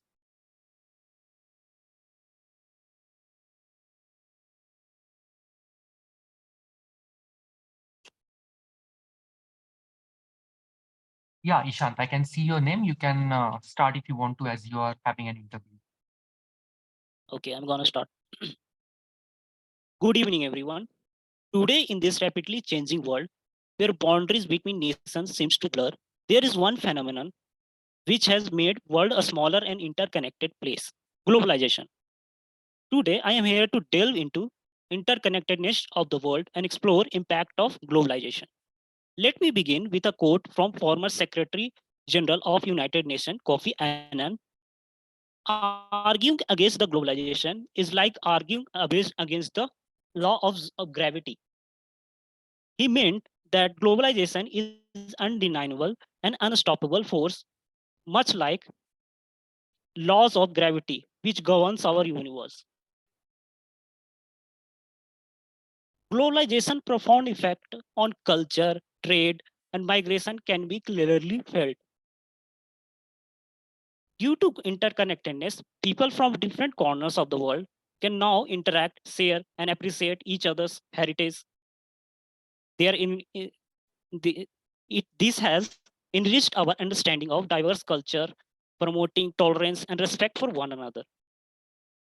In case of trade, nations have become more economically interconnected. As a result, more employment opportunities are being created and living standard is rising throughout the world. As per data of World Trade Statistics 2020, total value of global trade has reached approximately around 18.89 trillion US dollar. Due to globalization, migration has also rapidly increased as more and more people are moving across borders in search of various opportunities. As a result, more diverse and multicultural societies are being formed, especially in developed nations. But it has raised concerns regarding cultural homogeneity and social cohesion. In conclusion, globalization has completely transformed the world forever and provided us with immense opportunity for progress and collaboration, but presented us with unique challenges as well. So it is our responsibility as a global community to steer it in right direction. So thank you. Thank you all. Okay, so Ishant, am I Yes. audible? Yeah. Yes, you are audible. I would like to ask, how has globalization influenced the movement of people, migration patterns, and refugee crisis? Yes. First of all, globalization has affected migration as like in, let us take the example of our nation. Mostly from our countries, people are going to more developed nations like USA, Canada in search of job opportunities or education. In these kind of things, migration is happening from our nation. And migration from developed nation is also happening, like mostly developed nation from people from developed nation like USA are moving to destinations like Mexico and these Portugal countries like Portugal uh, in search of a more comfortable lifestyle. As in case of refugee, we can clearly see is in case of Syria, there was clearly visible migration from Syria to different European countries like Norway, Sweden. These nations accepted. As a result, a lot of Muslim population increased in these European nations, and there were some kind of conflicts were also there too. So, is there any way of preventing the refugee crisis or the terrorism that is actually taking place due to extensive globalization? Ishant? Yes, you are audible. Let me think for a second. Okay.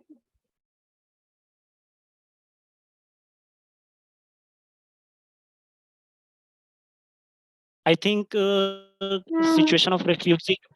I believe situation of refugee can be improved by providing more opportunities to the people who have come from those from those nations. And it is mainly due to the lack of opportunities that they remain backward, and hence like this kind of conflicts likely to arise mainly due to economic inequalities and lack of opportunities among those refugees. So we can provide more opportunities to them. Okay, that was a good answer. Thank you so much, Ishant. Thank you. Okay, Ishant, I'll just ask one question. Cultural imperialism theory is one of the topics which is often talked about when globalization is discussed. Can you elaborate upon the same? Cultural imperialism. Yes, cultural imperialism in context of globalization. I'm not so very familiar with cultural imperialism, but I can, as far as I think, you may be thinking, you may be saying about cultural homogeneity, mainly due to the Western dominance occurring due to globalization. The Western there has been dominance of the Western values, lifestyles among other nations. So other cultures feel threatened due to this Western dominance. Like every aspects of our life, like food, dressing style, our values, customs, tradition are being affected by our by this Western dominance. Okay, that will be it. Okay, thank you. Thank you so much, Ishant. Just before proceeding ahead, Samriddhi, keep an eye on the chat. If anyone has something important to attend, he or she can list it in the chat, and we will give him or her the opportunity to speak first. Okay, if it's important, or else we'll proceed ahead with the sequence. So yeah, Ishant, thank you so much. I'll move ahead to the next participant. We have one, Aditya Okay. Shankar Srivastav, but he has to leave. Aditya, can you please state your reason, like if you have anything important to attend? Actually, I have go to railway station to pick up my father. That's why I have to leave by You 7:15. can proceed. That's definitely an emergency, so you can proceed. Okay, am I audible? Yes, you are. Am I visible? Yes, you are. Hello, am I visible? Yes, you are visible. Okay, good evening, everyone. My name is Aditya Shankar Srivastav, and my topic is casteism and reservations. Casteism is unfortunately a practice in India, which is practiced by the higher caste and the richer section of the society in order to, discriminate against the people on the basis of caste and their financial abilities. And there are many examples of casteism in our country, just like I would like to take the example of the Kingdom of Travancore, where the people of lower caste, they have to pay head tax. I mean, that there's head tax, and the women there have to pay the breast tax, and they were not allowed to cover the upper part of the body, and they have to pay the tax for it. And we all know about the Dr. B.R. Ambedkar, that how he faced discrimination in his school, where he was not allowed to sit with the people of the higher caste, and he was not allowed to drink water from the common pot that was kept for other children. And so this is unfortunately a practice in India that is still that is relevant in some backward areas and villages. And reservation, if we talk about, reservation is a system in India which provides representation to the backward caste and to the people of backward section of the society. It provides a representation in fields of education, in politics, in government schemes and scholarships and in employment. So I feel that it is necessary for the country in order to bring the equality. And I would like to justify it by, see, there are two kinds of discrimination. One is exploitative discrimination and the other is, uh, protective discrimination. The casteism in India is a kind of exploitative discrimination. And in order to bring the equality in the country, in order to, neutralize the country and the society, we need to bring the protective discrimination. And that's all about the reservation, I think. I would like to conclude it. Thank you. Okay, so Aditya, Yes. recently in newspaper, I read that a Dalit person was given priesthood in a temple. Okay. And the examples he was stating of the era of Ambedkar, how are they relevant in 21st century? No, they are still relevant. I mean, I have seen here in some villages where the people of lower caste are not allowed to even sit with the people of higher caste. They are not allowed to enter the temple and they cannot take the water from the same hand pump where the other people take water for them. Okay. So I Now think tell that me, a little bit it's relevant today also. is casteism a problem of a particular religion or it's a national problem? No, it's a national problem. So like all religions are having casteism or it's just the Yes. Hinduism? Okay. No, all religions. Thank you. That will be all from my side. Yes.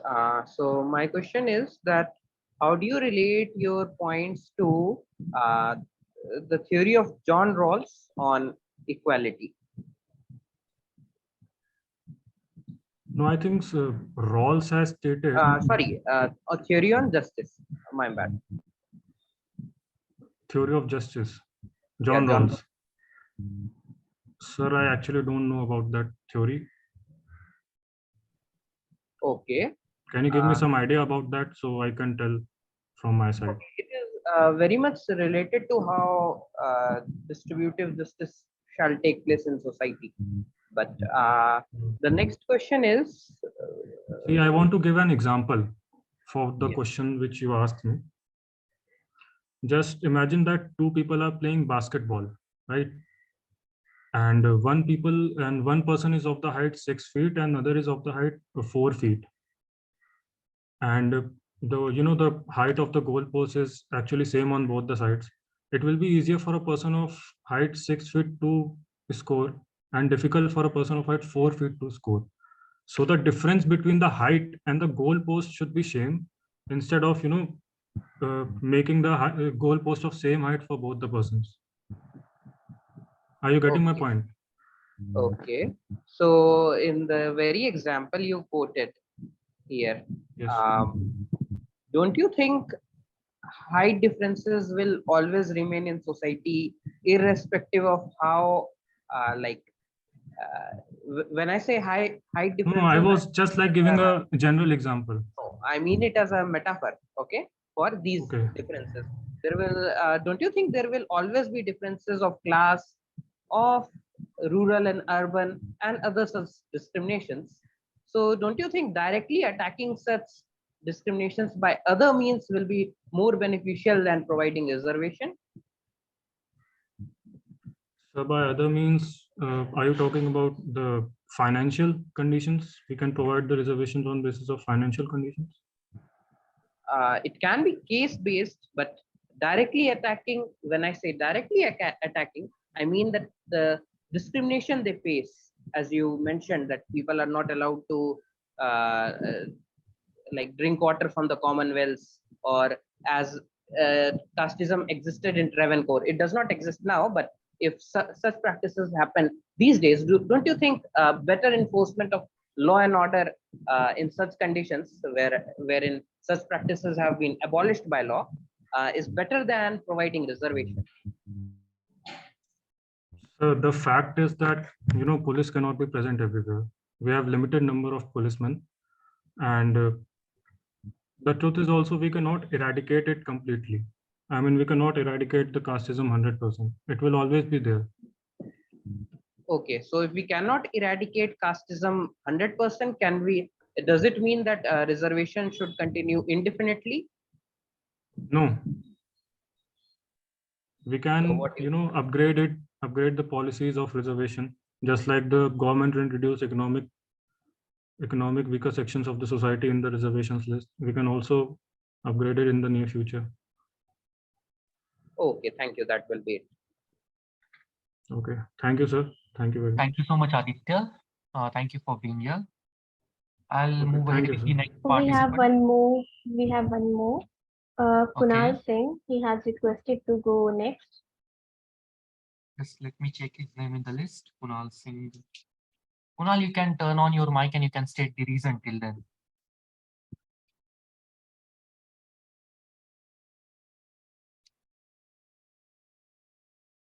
Kunal, you aren't actually audible, so just ensure your internet is proper.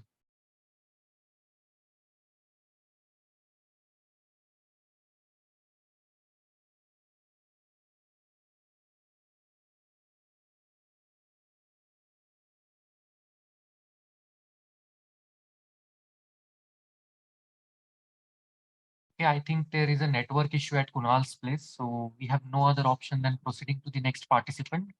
Kunal, just ensure your internet is proper. After the next speech gets delivered, I'll ask you again, and you can deliver if you want to.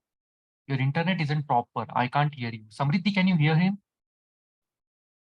No, I cannot. Okay, no issues, no issues. We can proceed ahead. The next participant is Krishna J in the list. Krishna J.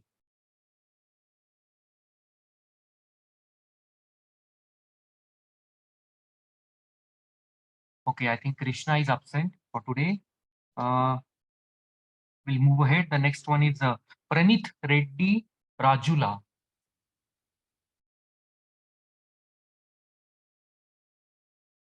He is Pranith absent. Reddy Rajula, he is absent as well. I'll move ahead. 1 second, let me verify. Yes, absent. Rup Kumar Das. Are you there, Rup Kumar Das? Yes, he's there. Hello, am I audible? Yes, you're audible. So can I start right now? Yeah. Okay. So hello everyone. Today I want to discuss the topic of human rights because I believe there is something vital I wish to convey here. Before we proceed any further, let's just first understand the meaning of human right. And yes, I am familiar with the textbook definition, which states that these are the rights which are inherent to us simply because we are human beings, and these rights include but not limited to right of freedom of speech, right to life, etc., etc. But however, I must admit that I hadn't attached much importance to them before.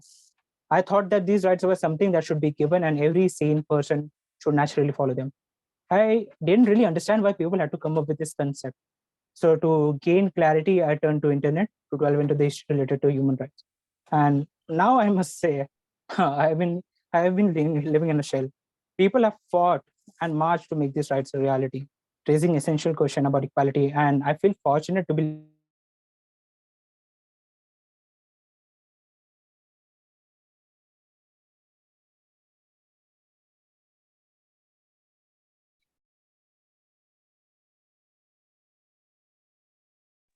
Rup Kumar, I Hello? think, yeah, Rup Hello? Kumar. Your connection was like lost for a bit. Okay. So You can continue. can I start from again? From the No, start? you can just continue. You can just continue from the point you stopped. Actually, I don't know where I was stopped. So Okay, you I'll can just restart if you want to. Yeah, restart if you want to. Okay. So again, hello everyone. Today I want to discuss the topic of human rights because I believe there is something vital I wish to convey here. But before we proceed any further, let's just first understand the meaning of human right. And yes, I'm familiar with the textbook definition, which states that the rights which are inherent to us simply because we are human beings, and these rights include but not limited to right to freedom of speech, right to life, etc., etc. But however, I must admit that I hadn't attached much importance to them before. I thought that this right was something that should be given. Every sane person should follow them. I didn't really understand why people had to come up with this concept. So to gain clarity, I just turned to internet to delve into the history related to the human rights. And Now I must say, I've been living in shell for a long time. People have fought, marched to make these rights a reality, raising essential question about equality. I feel fortunate to be living in an era where I don't need to worry constantly about these fundamental rights, as these are more widely recognized and protected.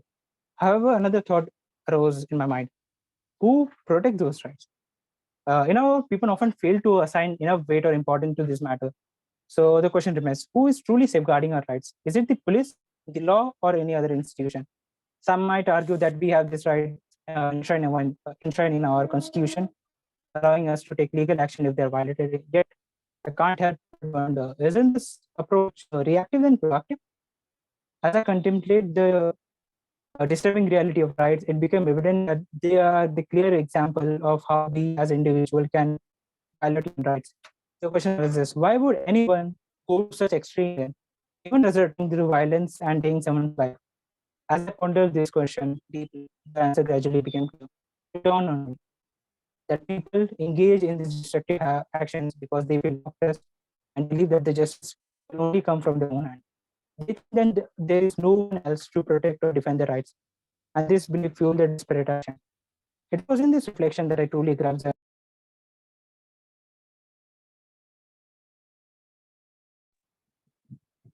Is he speaking? I mean, he He lost got his internet connection disconnected. again. He got disconnected. Okay, no issues. I'll write down his time and we'll consider him as a participant. If he arrives, you can ask him questions if he raises the point. Okay, can you Kunal Singh tell his name again so that I can write it down? Rup Kumar Das. Rup Kumar Das. Yeah, so Kunal we'll Singh is proceed. there. Am I audible? Yeah, yes, you're Yes, audible you now, are. Kunal. Okay, can I go? Hello. Yeah, Yeah, surely. you Go are ahead. audible. Okay. It's been a month or so learning Italian in this summer vacation. Buonasera, mi chiamo Kunal, and I've enjoyed learning it. One nice day, it struck me, in a world where people speak over 7,000 languages, according to UNESCO, how did I end up learning Italian, a language so far from my ethnicity and culture? What made me not learn Gujarati where I live?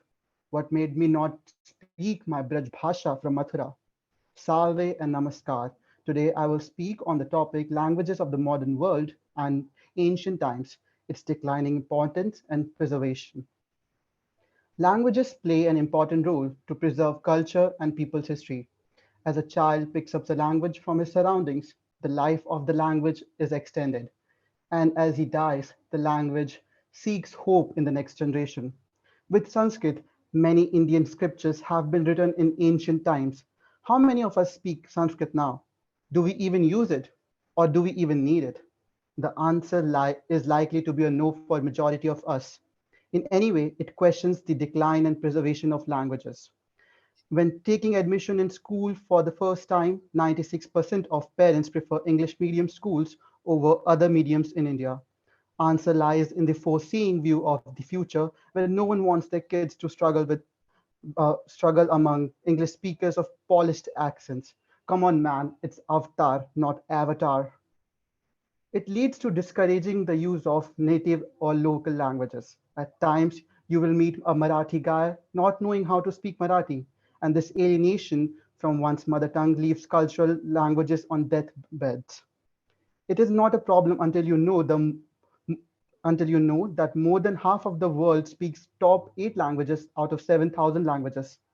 In present time, it is trendy to learn Korean for K-pop songs and learning Japanese to watch anime.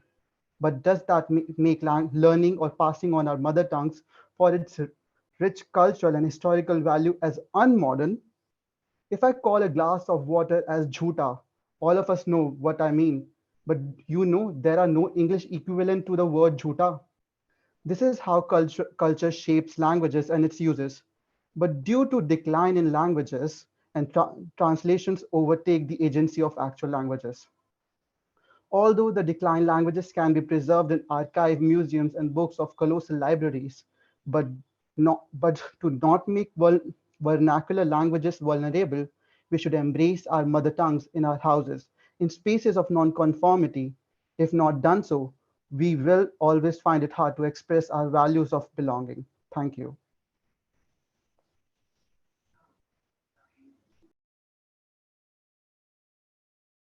So judges, if you have anything to ask him. I do not have anything. Nidhi?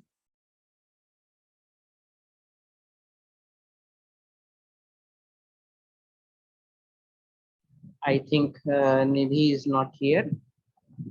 So No we issue. can We can move ahead with the next participant. Just to add to what Kunal said, the English translation for jhutha, as you said, that was an amazing example to state the cultural and linguistic difference between English and Hindi.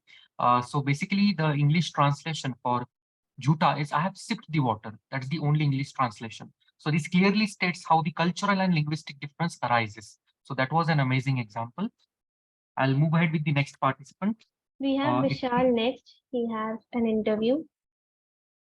Okay, Vishal, can you please turn on your mic? Vishal Singh. Am I audible?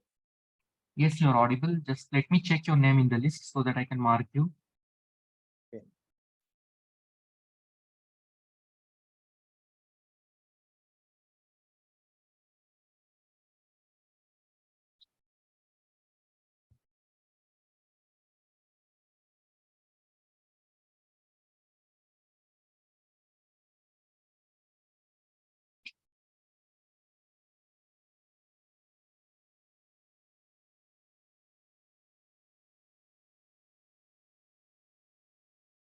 Vishal, your name is Vishal Singh, right? Yes, Vishal Singh.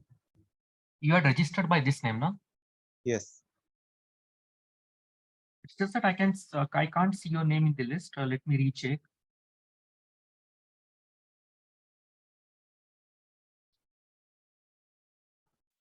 No, he's present. He's there in the list.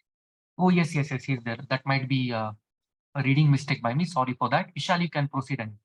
Yes, I will speak on the topic rise and fall of ancient civilizations. While going through the topic for research, I saw that most of the civilizations in ancient time rose around rivers. Rivers are the only thing that made survival of population possible. Agriculture via land was very important, and that led to population development and then culture growth and everything. Like Mesopotamian civilization grew on Tigris, Indus Valley civilization grew on Indus River, Chinese civilization grew on Yellow River, and most of the small civilizations also grew near river only. Their origin was same, but their culture and everything were different.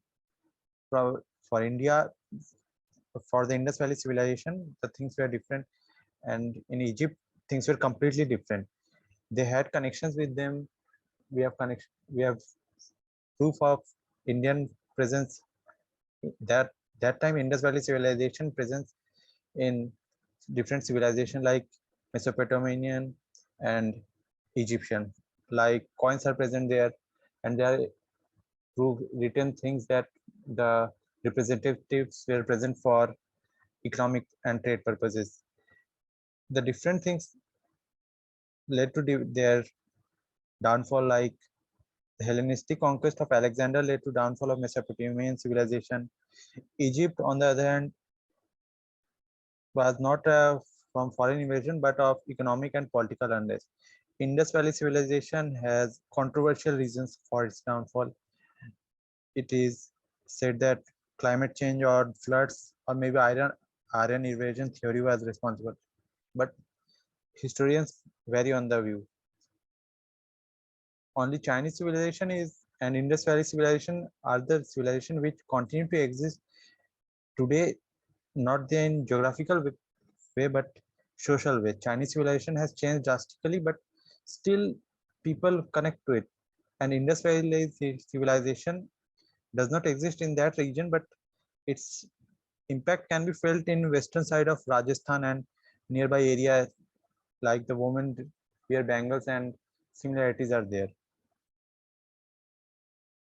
But other civilization like Egyptian civilization has completely eroded.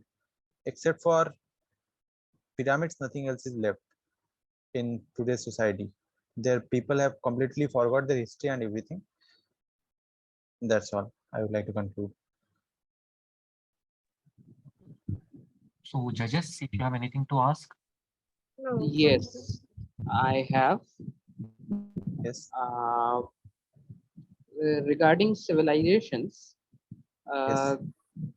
it would be good if you can define the word civilization.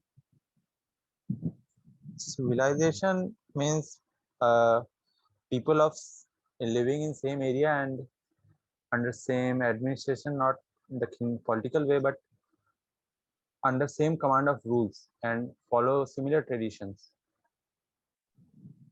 Okay, so can like Stone Age cultures be regarded as civilizations if they settled in one place, maybe near a river, in a cave? Can they be? Yes, we can say that. Okay, that will be all. Thank you so much, Vishal. I'll move ahead to the next participant as we are a bit short of time. The next one is Keshav Bansal, if you're here. Actually, Vidharthi has asked like. Okay, yeah, Vidharthi, I remember her. Sorry to ask Vidharthi again. Vidharthi, you can proceed if you are ready. Okay, thank you so much. My topic is culture and heritage in India, types and different ways to preserve it.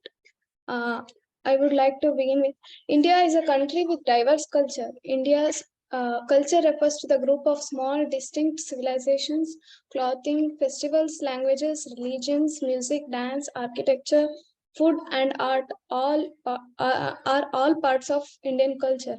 Hinduism, Buddhism, Jainism, Sikhism are these major religions in our country. India is a land of enriched culture, which is most diverse and beautiful. We have always tried to preserve the culture through sculptures in temples, which were always made by the kings, and the scriptures written by major scholars, and the tradition in practices. But we as a modern generation need to realize that our culture is auspicious and should not be taken for granted. Of course, we perform many practices in our house which are in our generation we don't really care and bother much about them. It is very auspicious and scientific because I would like to give one example. Every practice has a scientific reason. For instance, a small example is a woman wearing a bangle, which is very scientific because it strengthens the wrist and it improves the blood circulation in women, which is very weak in found weak in women than men. So the wearing bangle has a scientific reason. Like that, many other practices are there in India which are very scientific and must be followed by everyone. Another example is people should not sleep keeping their head to the north side. This is a very scientific. This has a very scientific reason behind it, which is India is located in the southern hemisphere. So we know that the Earth has the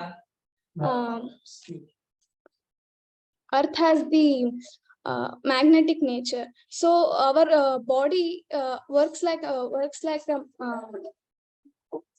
magnet, which is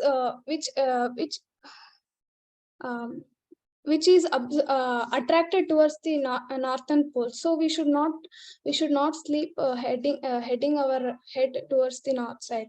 So another thing is I wanted to say that the modernization is not westernization. Westernization is something adopting practices and culture of western countries, Western European countries by other parts of the world, whereas modernization is the transfer from rural agrarian society to a secular urban and industrial society.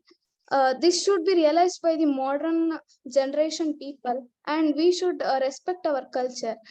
Nowadays, we are also observing that our country has a special and auspicious opportunity of hosting G20 summit in our country, which has given a great opportunity to expose and expose the traditions and cultures of India to the other countries all over the world. So this is how Indian culture and heritage should be preserved and maintained in the future and as well as present. Thank you.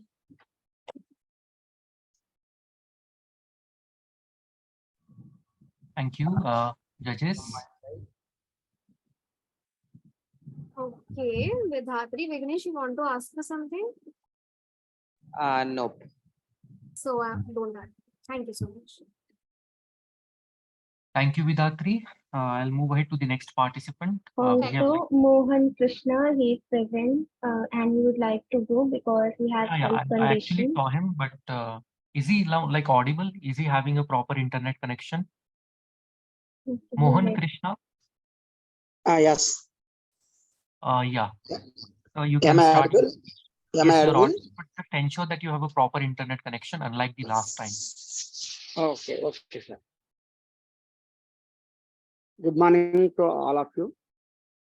India is a country with a rich and diverse cultural heritage that spans thousands of years. Its culture includes a wide range of art, music, dance, literature, festivals, traditions, and historical monuments. Preserving this culture heritage is essential to maintain India's identity and pass down its legacy to future generations. Historical monuments and architectures, conservation and restoration. By conservation and restoration, we could preserve the ancient buildings, temples, forts, etc., and documentation of architecture, construction of techniques, and historical significance of the monuments could be preserved. And by skill revival, by encouraging the support to continue traditional and art forms and crafts, by providing training, workshops, market opportunities, we can preserve the traditional arts and crafts, performing arts and patronage by supporting and promote traditional dance forms, music, theater through government institutions and private patronage, folk traditions and oral history by records and archive their through community participation to preserve their own folk tradition and customs, support the preservation and revival of endangered languages through educational programs, language preservation initiation, and also establish literary archives. We can conduct a tradition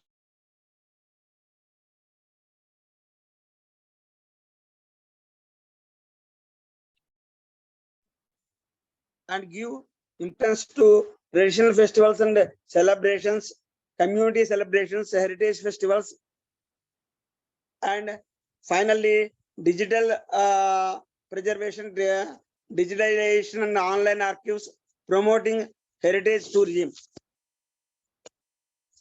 Preserving India's cultural heritage requires a collaborative effort involving the government, communities, scholars, and organizations dedicated to cultural. By implementing these strategies and recognizing the significance of cultural heritage, India can safeguard its rich and diverse legacy for generations to come. Thank you, Ananda. Okay. Thank you. So, Yeah, maybe proceed ahead. Mohan Krishna, sir, I would like to ask you, what role does the elder generation play in passing on culture to the younger one? And in today's age, how can we make the current generation invested and proud of their history and culture? Just give me two suggestions. Madam, please repeat. What role does the elder generation of people who are currently in their 50s, 60s, and 70s play in passing on culture to the younger generation, people like us in their 20s or children? And in today's day, how can we make the current generation invested and proud of their history and heritage? Give me two suggestions. Yeah.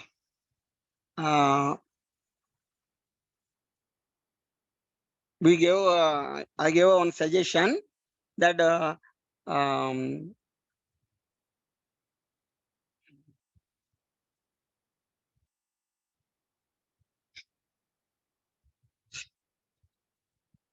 You lost your internet connection again, is what I feel. He can type it as well on chat. We will read it if he's Yeah.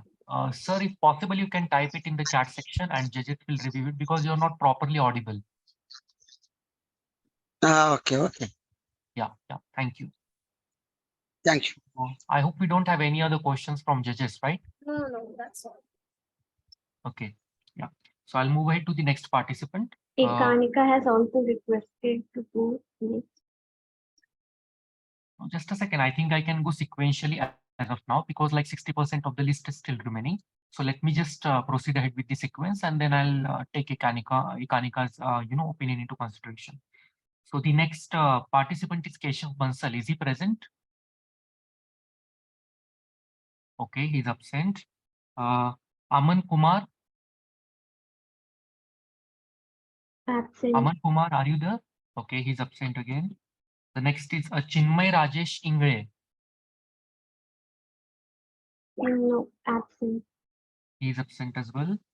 The next is Ekanika Shah, as you already stated. Ekanika, you can proceed ahead with your speech. Hi, can you all hear me? Yeah, we can hear you.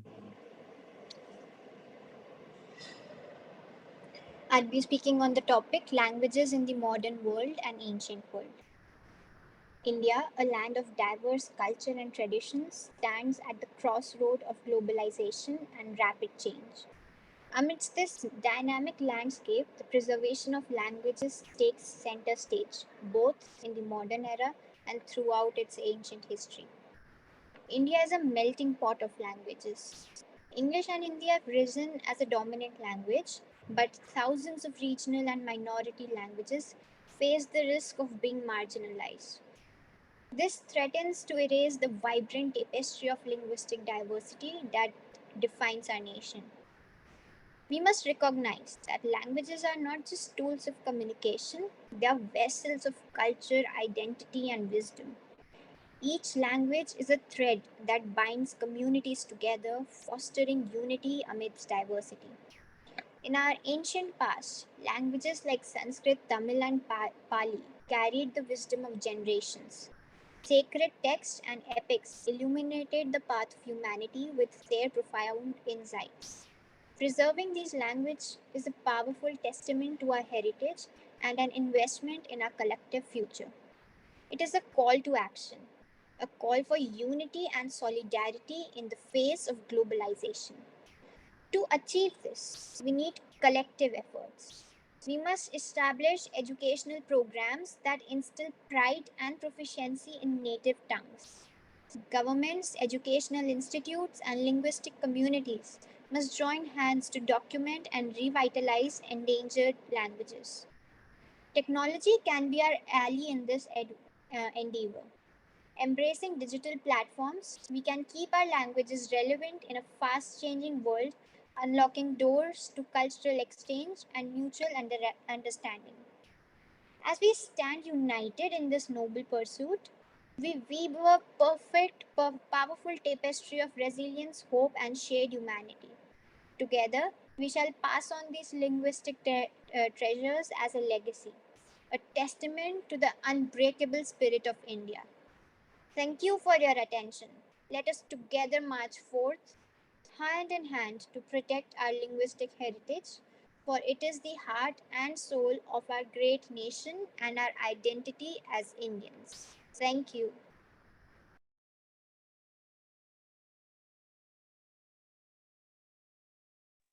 Thank you so Judges, much. any question? Judges, any questions?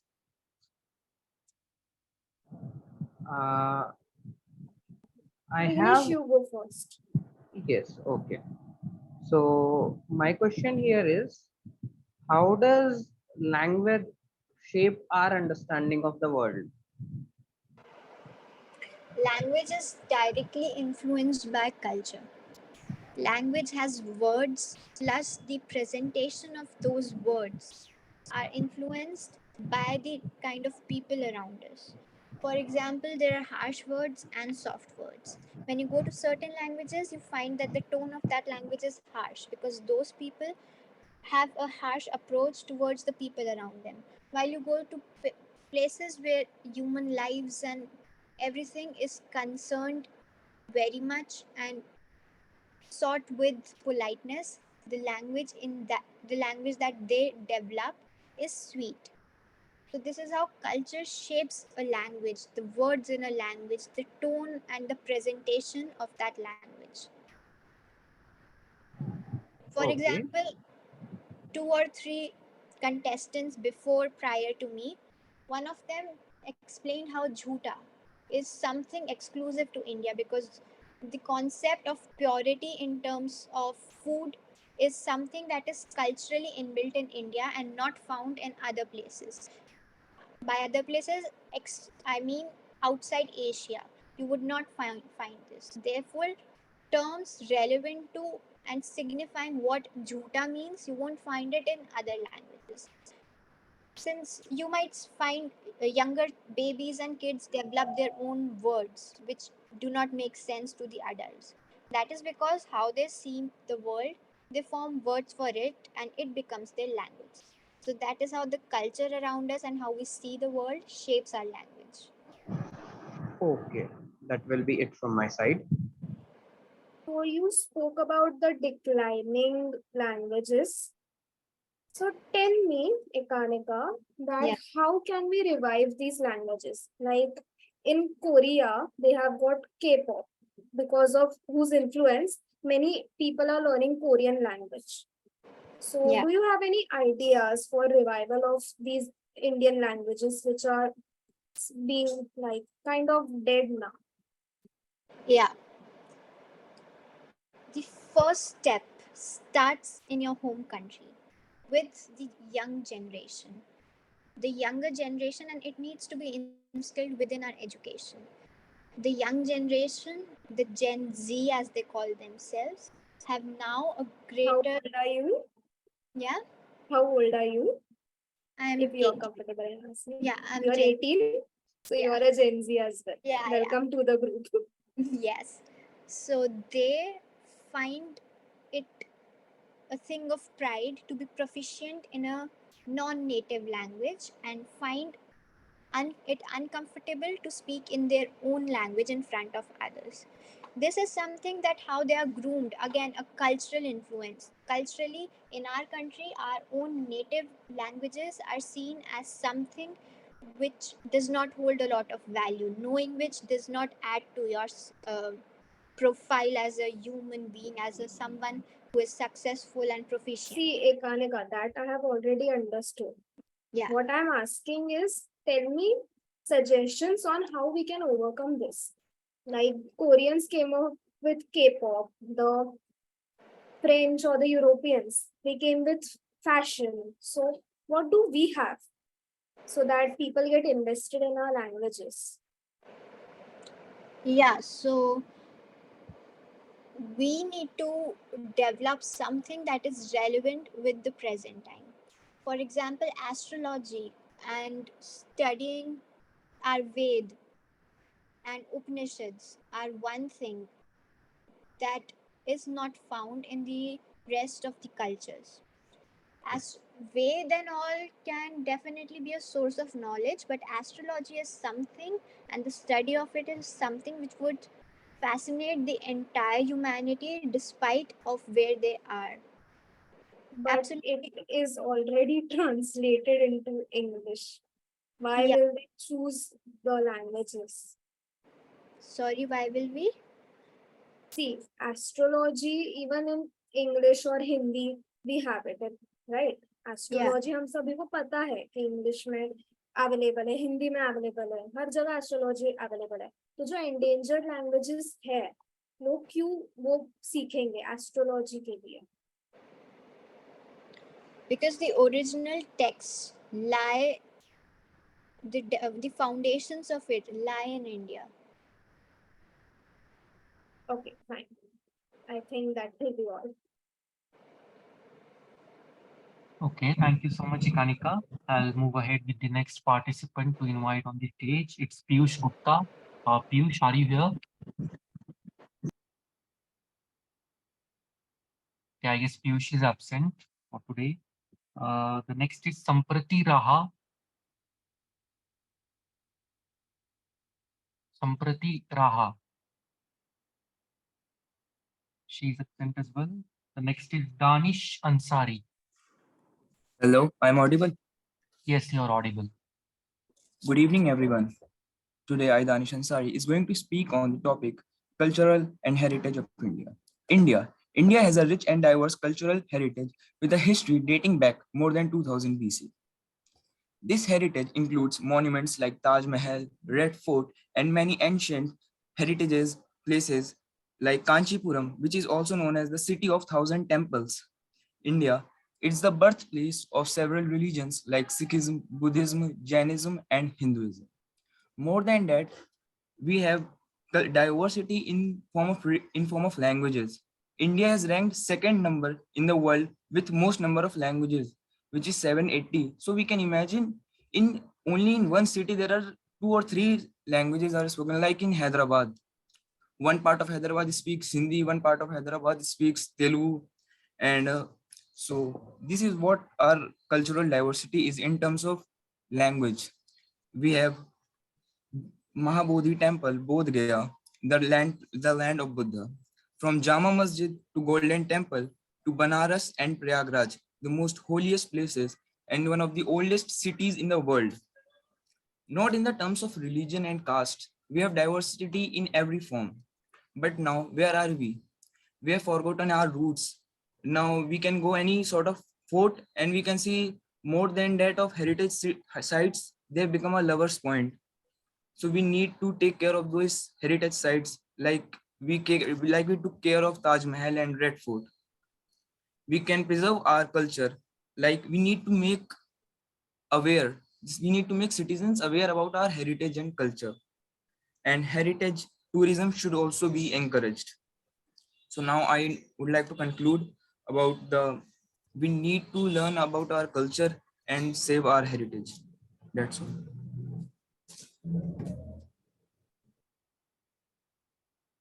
All over to judges.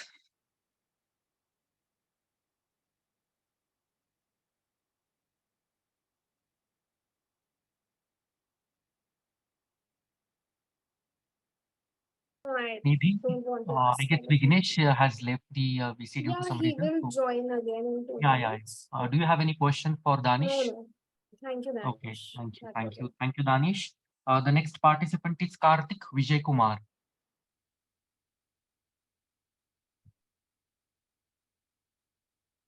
Karthik Vijay Kumar, I can see you there in the participants. Good evening. Thank you for the opportunity. Good evening to one and all presenter. I'm Karthik Vijay Kumar. Today I'm here to speak about the culture and heritage of India, the types of culture and the ways to prevent culture. Okay, so first we'll try to understand what culture is before deep diving into preserving and stuff. So culture refers to the beliefs, customs, traditions, and social behavior of a particular society. It essentially encompasses the thought process and the patterns of human activity within a community or a social group. People of the same, it essentially divides people and it unifies people. It unifies people who belong to the same, let's say, religion or a linguistic community, etc. And it divides the people from one culture to the other.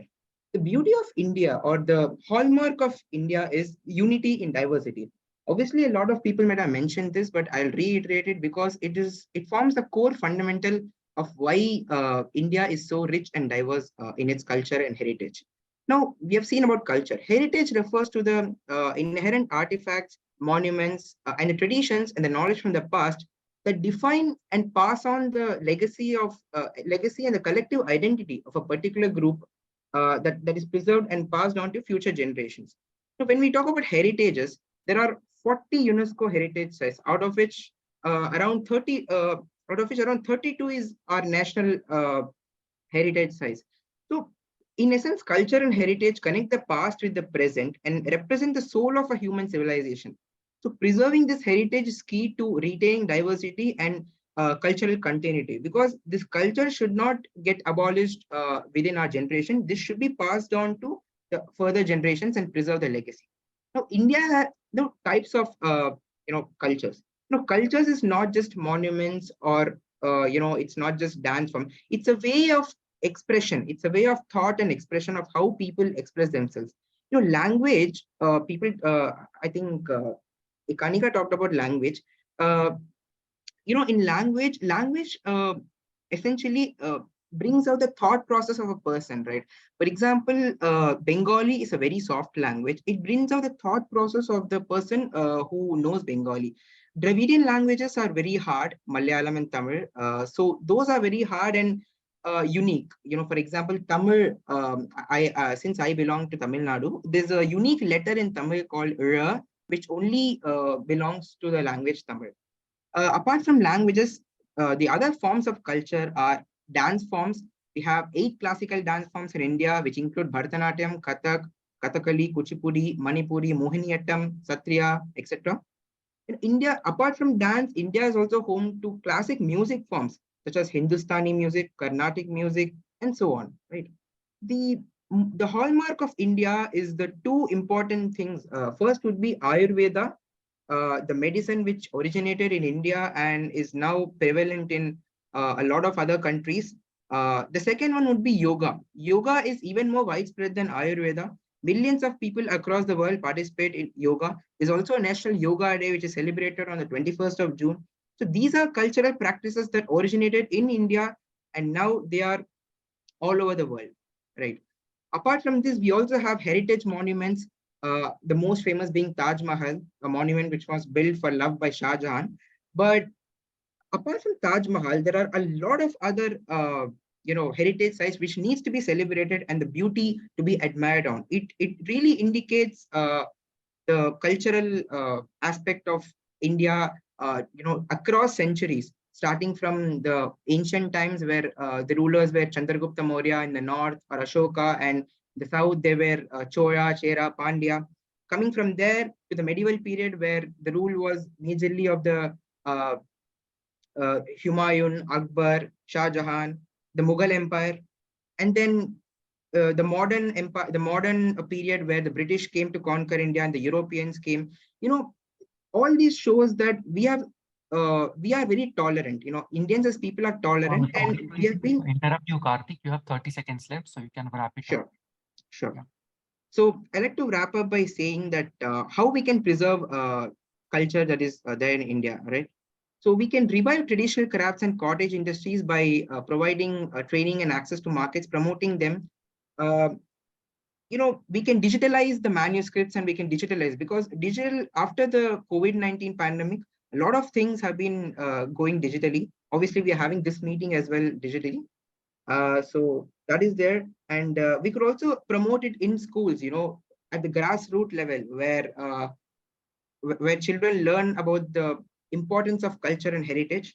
So maybe I'd like to wrap it up here. Thank you so much. Thank you, Karthik. Okay. Didi, if you have any questions. Yes, sure. Hi, Karthik. Hello. So, can you tell me that how does the media influence the perception and promotion of culture in the society? If you have any ideas. Well, okay.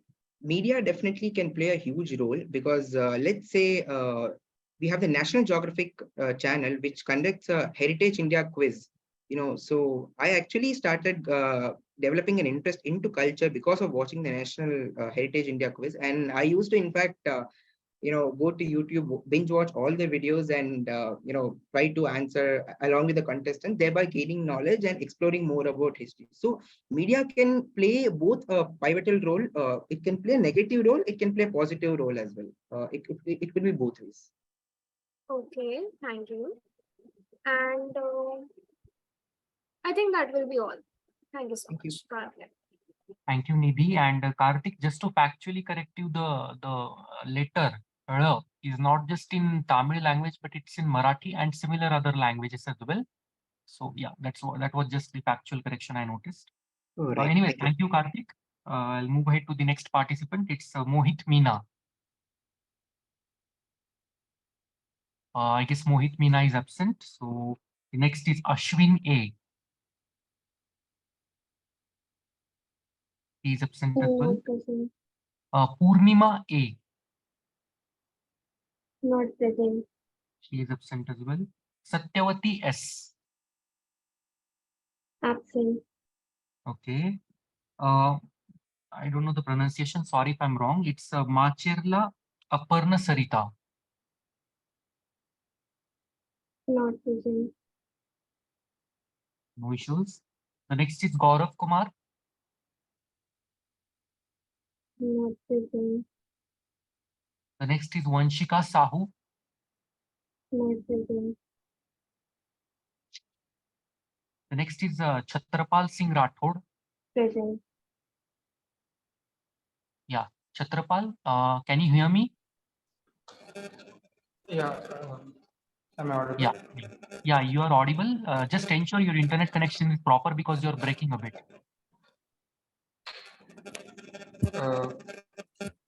Okay, wait a second.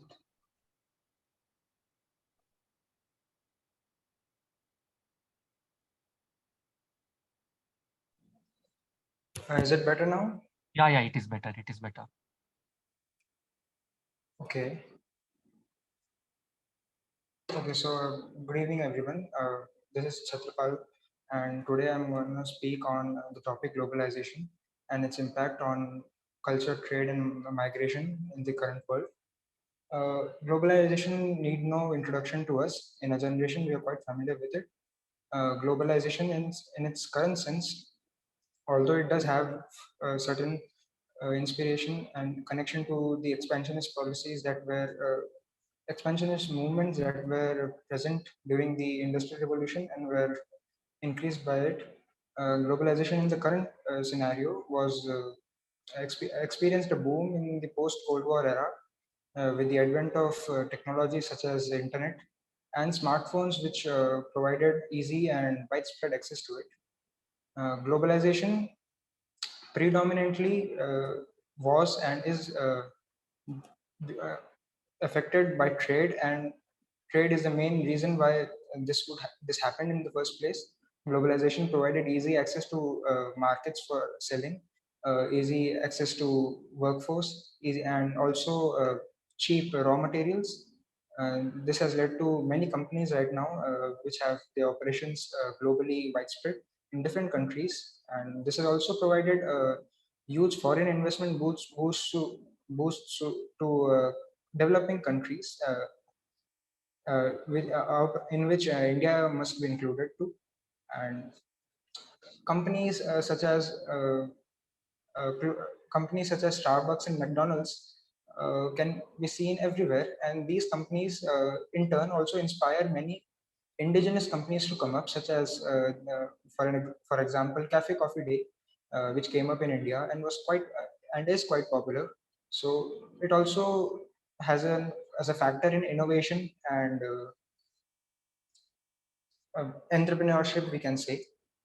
This globalization has also promoted trade cooperation, which has also led to many reforms taken towards prevention of atrocities towards environment. Needless to say, these all influences have also resulted in cultural changes and influx of different cultures. Respect for different cultures has increased. People have got to know each other better. For example, we can say anime is a big example of it. At present, most of the world is in most of the parts of the world, anime is quite popular, and which has also resulted in people understanding the Japanese culture more. They wanting to learn the languages, and want to understand the culture of that place, and have also become more sensitive towards it. The prejudices have seemed to fallen down a lot. Apart from this, we can see how music has shaped in the past 2 or 3 decades. Uh, if you talk about Indian music scenario, hip hop and rap has become quite popular among these people here, and we can see a lot of influx from the Western, uh, especially US music industry, and how the influences have been merged and led to creation of its own sort of genre. Uh, Apart from this, migration has also been largely affected by globalization. Uh, because of it, people felt more secure in migrating to different places, uh, because they already knew what was the culture. They were familiar with it, and so they felt very safe towards migrating. But in the aspect of migration, we can see there's an asymmetric nature. The asymmetry in being that it was previously imagined the migration to be a bit more diverse and Very sorry to interrupt you, equally. Chatrapal. You have 30 seconds remaining. Okay, it was equally spread, but we have seen that the migration is mostly towards the countries that are more developed, and this has also resulted in a huge brain drain from countries such as India, people migrating to USA, and this is also one of the key drawbacks we are facing in this current world of globalization. Other negative aspects that have creeped up are economic inequality, I must say. Poor are getting poorer because the world economies are mostly consolidated in the hands of few, and are and in such a scenario, some of very few group of countries control the whole world and for their own profit, and this has led to developing countries in some cases becoming more poorer, and the citizens becoming the situation of citizens becoming more dreadful. In this in the in this case, we have to understand that globalization, although being a very big contributor towards development, can also lead to asymmetric development, and we must recognize this, and we should work towards forming better policies for the developing countries so that the results of globalization can be seen equally among us all. Thank you. Thank you so much, Chatrapal. Nidhi, do you have any questions? Yes, sure. Yeah. So tell me, Chhatrapal, that how has globalization influenced political dynamic and international relations? It's a bland theoretical question to me. Okay. Globalization in terms of politics, for example, if I would give one, would be of USA and how it wanted to expand its influence over Arab countries because it wanted the oil reserves for its Yes, own you're benefit. going in the And right in, direction. and in turn of that, instead of going by the right direction, they thought it better to influence the policies and to in effect make the country a puppet. And when they couldn't do that, they resorted to means which were very inhumanic. And we can see this is also one of the reasons where we can see that inequality exists, and such inequalities would in turn result And to USA and the Gulf countries do not share a very healthy dynamic currently. So, exactly. yeah. Okay. I think that will be all.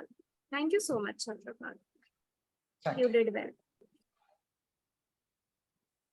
Thank you, Chhatrapal. I'll move ahead to the next participant. It's Harini G. Iyer. Is absent. Okay. Sagar Rana.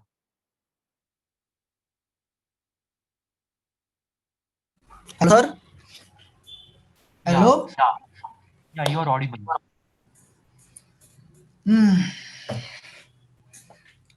Now I'm going to start. Author and historian Yuval Noah Harari once said, we went victory over COVID-19 because Wuhan virus cannot communicate with the US virus, but we can communicate. This is a result of globalization. Dear judges and fellow participation, I am honored to take part in an online speech competition on the topic of globalization, interconnected, and its impact on the cultural trade and migration. Due to the advancement of technology, means of a fast transportation and communication, there is so much interlink in our ideas, culture, economy, and people all around the world, so that we are became as a global village, and it has more impact in our culture. Movies and songs are the best thing that reflect our culture. English movie like Oppenheimer is watching all over the world from the 21st June, and Indian movie like RRR is more appreciated and loved in a Western world. It is a positive aspect of the globalization where people are enjoy and respect each other culture. Important economic activities like FDI, import, export, our outsourcing, just like example, outsourcing, for example, which is done by Tata and Tata, TCS and Infosys, which make bigger them. And tourism is possible due to the globalization. It also opened the path of a border cross migration, which enhance workforce and skill transfers, which makes positive impact in the people life. There is a problem with the globalization also, like a brain drain, inequality, poverty, environmental degradation, and threats on local industries. We, we need to harness the positive aspect while minimize its down effect. Our motto of our G20 summit, which say Vasudhaiva Kutumbaka, means one earth, one family, one future, for inclusive growth, sustainable development, and collective for global problem solving. Thank you. Nidhi, do you have any questions? No, I don't. Thank you. Okay, and Vignesh is still isn't. Yeah, Vignesh, I can see you. Vignesh has joined. Yeah, he has joined.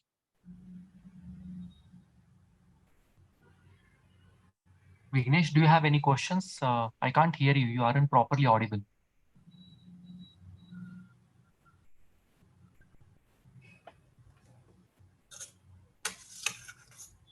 Okay, I guess Vignesh has an Am I internet audible? issue. Yeah, yes, you're audible. Yes, I do not have any questions. Yeah, thank you, Vignesh. I'll move ahead to the next participant. Thank you, We have Manish. one Vivek Agarwal. But his name is also not there. I checked. He said that he has trimmed the form. Can you please name him? Like if he can open Vivek his. Agarwal. It's a tech issue, he says. Like he's in. Okay, Vivek, please speak up. Hello, I'm audible. Yeah, Vivek, actually, even I checked, your name is not present in the list, list of the participants who filled the Google form. Actually, I filled the Google form. I don't know if there was an error or something. Can I still speak or I'm not allowed to? I mean, you don't have any official record, right? There might be an error, but you might have you might have missubmitted the Google form, so there might have been an error. So am I allowed to speak If you or not? want to speak voluntarily, you can, but as you don't have any official record, the participation certificate won't be awarded. Okay, not a problem. So I do not go to the next round, is it? No, you don't, because you don't have your name mentioned in the list. Okay, not a problem. I'll just Can we just finish my check topic. once again if he's actually present or not? And No, he was present since the beginning, but his name is not there. okay, no issues. Vivek, do you still want to speak something voluntarily? Yeah, I'll just speak. I'll just speak what I've prepared. Is that fine? No issue. Yeah. Please go ahead. Please go ahead. Okay. So today hello, good evening. Today I stand before you to talk about languages, both in the modern world and the ancient world. We need to recognize the declining importance and of preserving these rich linguistic treasures that shape our cultures and histories. In modern world, we are witnessing a trend that dominant languages seem to take over, which leave small languages struggling to survive. The digital age has brought convenience, but it also poses a threat to the diversity of languages. To give you a bird's eye view of this current situation, UNESCO quotes that out of the 7,000 languages being spoken today, 40% are at a risk of extinction. What is this? Because people are flocking to few dominant languages, neglecting the beautiful languages that have been spoken for generations. In modern world, once thriving languages have failed away, lost to time like whispers in wind. These languages were the lifeline of ancient civilization, carrying stories, wisdoms, and tradition from one generation to the next. Their neglect is a loss of humanity. Preserving these languages is essential. We must cherish and protect the linguistic inheritance that enriches our lives. Every language is a unique window into the culture south. Now, to give you an example, over the past century, over the past many centuries, Sanskrit has experienced a significant decline, as some of the speakers earlier mentioned, and number of native speakers, even after the Mughal invasions and all the colonization in the early 1900s, were still at approximately 2 lakhs. They were fluent in Sanskrit, but today the number has come down to a mere 15,000 and limited to the people of a single community who have Sanskrit as their mother tongue. Now, this steep decline highlights the urgent need to revitalize efforts to preserve this once widely spoken and culturally significant languages for our future generations. There are steps we need to take to safeguard these endangered languages. Moreover, the digital age can also be an ally in language preservation. We can use technology to document endangered languages through digital archives. We can save fading languages flipping away and save them from slipping away.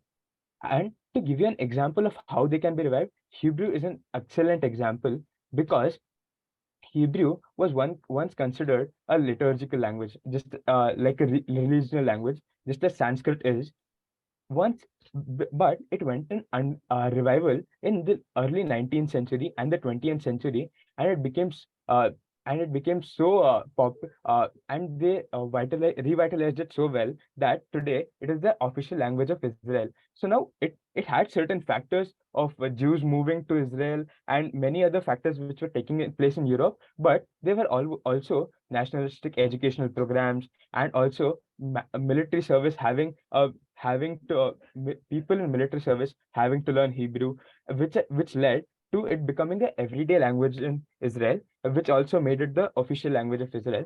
To be fair, at this point, it's not just about preservation; it's also about celebrating linguistic diversity. So let us come together, join hands in this endeavor to conclude, fading away of ancient languages in the modern world is a cause of concern, but it can all be changed by embracing linguistic diversity, preserving fading languages, and celebrating the unique beauty of each language. Thank you. Thank you so much, Vivek. It was an indeed amazing speech, and thank you for the voluntary participation. Thank you for expressing yourself. But just ensure that the next time you fill your form in any event of Synapse or any other society, ensure that it is properly submitted. So can we ask him questions? Sure. You can ask him questions. Nidhi, would you like to go first? You go first. Okay. So as you mentioned Sanskrit, are you aware of the IITM VS Sanskrit Society, Deva Bhasha? Yes, I am aware. And I'm So, part of a Yes, please continue. Actually, there's a society running in the south in all over India named Geet Govind Sanskrit Sangh. They have been doing free classes for promoting Sanskrit to all age people, and that's where I got the example of Sanskrit. Okay. What efforts do you think are needed to revitalize Sanskrit as the language of more people? Okay, so first thing is we need to bring the cultural awareness in children, and we need to make communities such as one of them I explained, GGSs. They have many branches. What they've been doing is they've been conducting early morning classes on Sunday, just as a cultural effort to bring all children together, teach it in a fun way. So they enjoy it with they enjoy it with Sanskrit songs. They don't even know that they're becoming a part of an history of a of a segment of people who will revive Sanskrit in the future. But what happens is when a child gets into the community, when he's with friends, he's learning with fun, it will become a common language because we are the generation. We have to revive it as it is passed on to us because we have very easy times compared to the earlier generations. Okay, that will be all from my side. Okay, so Vivek, your speech was really nice. So tell me, are there any contemporary applications for uses of Sanskrit language? Any modern day Sure. applications? Yeah, okay. There are many modern day applications, as many researches have been conducted in foreign. Of course, our Indians don't conduct much research on Sanskrit as they believe their own culture is a bit lower than the others. Well, As actually, it is just that when someone else tells us that, oh, you're so yeah, great, we feel better. we wait So for that's the Harvard to case. tell us that our culture was great. Yeah. So there was a research carried out in the US. I cannot name the research paper exactly, but they believe that, and one in Ireland also, where they believed the people who speak Sanskrit, it improves neuron functioning, and it is generally good for a person's health and memory, Okay. for that matter. Anything else you would like to add? No, I can't remember anything else at this point. Okay, Thank you. thank you. See, your speech was nice, and I think me and Vignesh were thinking that can we add his name to the Yeah, participants that's list? what I was thinking. That's what I was thinking. Yeah. Vivek, just provide me your student email ID, and what we'll Yes, do sure. is after the session ends, after the meet ends, we'll discuss it in the core team, and most probably we'll add you. Okay, you Sure. don't have to Thank you worry very because much. you're waiting since the starting, and you are claiming that you have filled the form and you're prepared. Really amazing. So what we'll do is we'll include you. So just provide me your student email ID. Thank you And very we much. liked your attitude that you spoke voluntarily. So Yeah, maybe that we was will be the adding your most name. important thing that struck me. Yes. So Thank just you. write down your student email ID in the chat section. Samriddhi, note it down. Okay, Vivek Agarwal. Thank you very much for the opportunity. Thank you, Vivek. Thank you so much for speaking. Uh, we are really short of time. It's 8:05, so I'll move ahead quickly to the next participant. It's Samprati Sinha. Yes, am I audible? Yes, you are audible. Okay, I'll start. India is the cradle of the human race, the birthplace of human speech, the mother of history, the grandmother of legend, and the great grandmother of tradition. Our most valuable and most instructive materials in the history of man are treasured up in India only.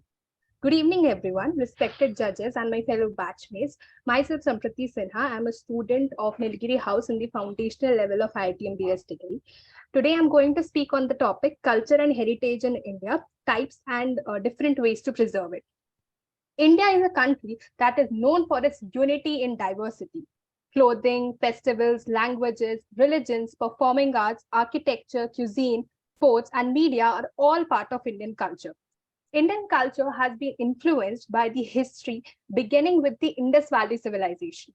The British Empire influenced Indian culture through the widespread introduction of the Indian language, of the English language. Vasudeva Kutumbakam is a Sanskrit phrase found in Hindu texts, which means the world is one family. The theme and logo for India's G20 presidency from December 1, 2022 till November 30, 2023 has a mention of Vasudev Kutumbakam, which means one earth, one family, one future. Indian origin religions like Hinduism, Jainism, Buddhism, and Sikhism, and Abrahamic religions such as Judaism, Christianity, and Islam are present in India.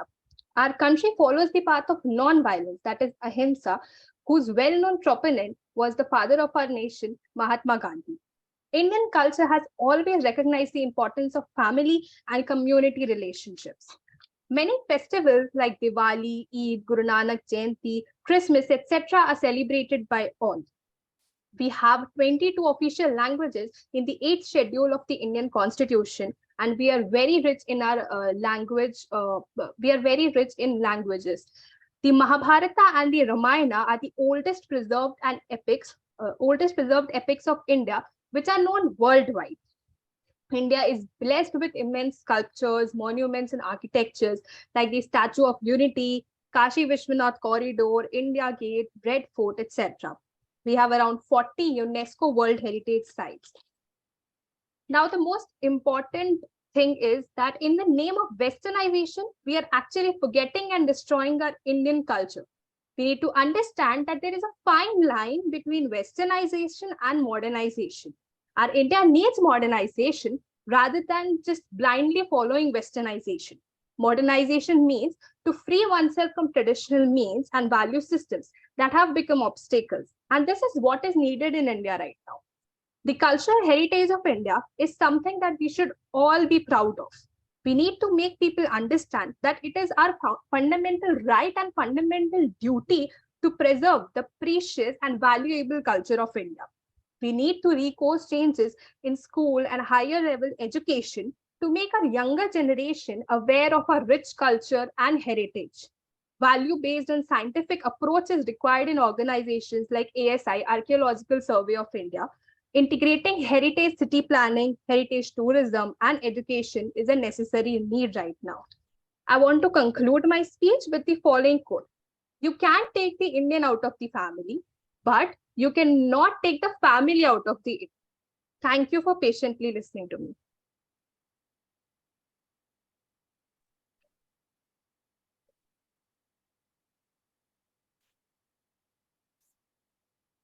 Should we ask them? Yeah. Judges, please proceed if you want to ask anything. So, Samprati, am I spelling it right? Yes. Okay. So you just said that how great our culture is and all that.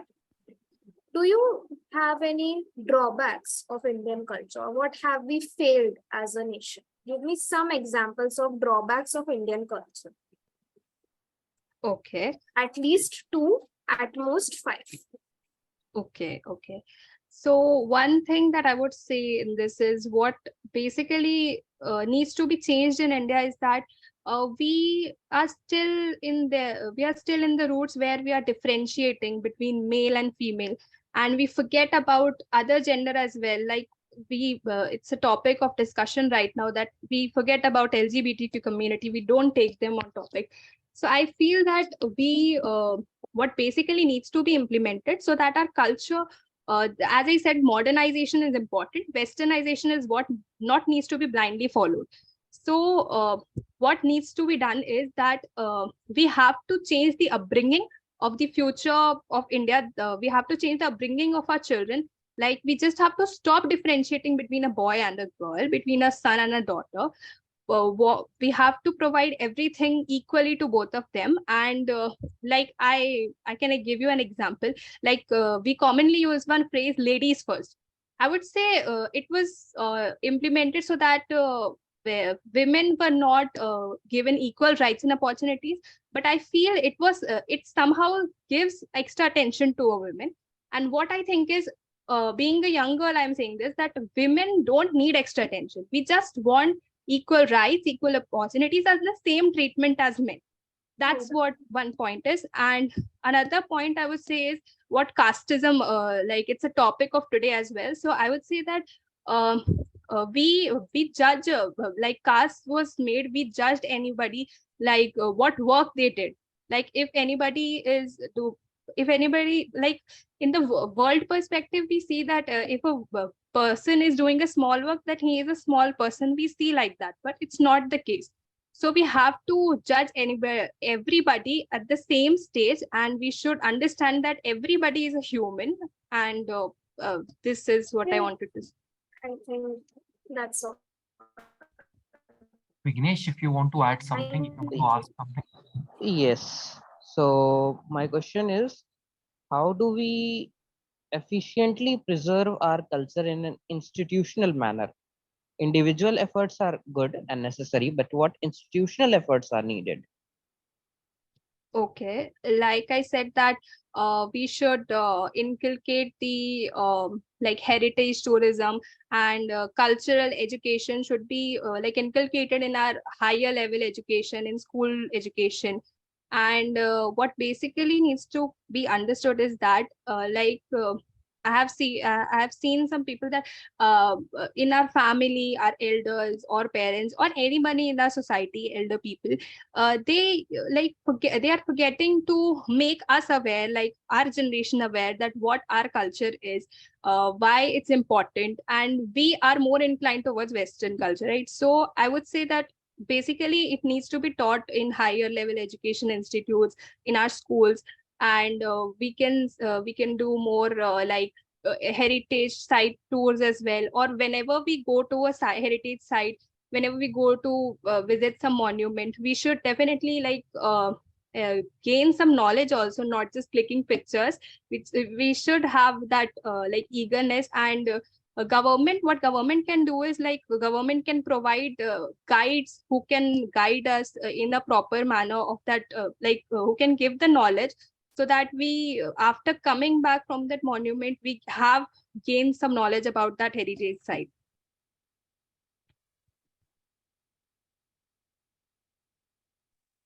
Okay, thank you. That will be all from my side. Okay, thank you. Thank you, judges. Sampriti, I like the way you linked languages with culture, as you rightly said. Now, according to you, how can you relate language with geography? Because language plays a vital role in shaping the boundaries of a particular region or of a particular civilization, as we have seen in many of the historical, historical kind of events. So, what do you think? How does language play an important role in geography? Okay, so as I said, like, our India is a country with different types of languages. There are a lot of languages in a particular state, in a particular city. Also, we have many languages. Like, we have 22 languages in our Indian Constitution, but if you go, there are a lot of languages. So if we are talking about like geopolitical aspect, geographical aspect of language, so I would say that definitely geography plays an important role.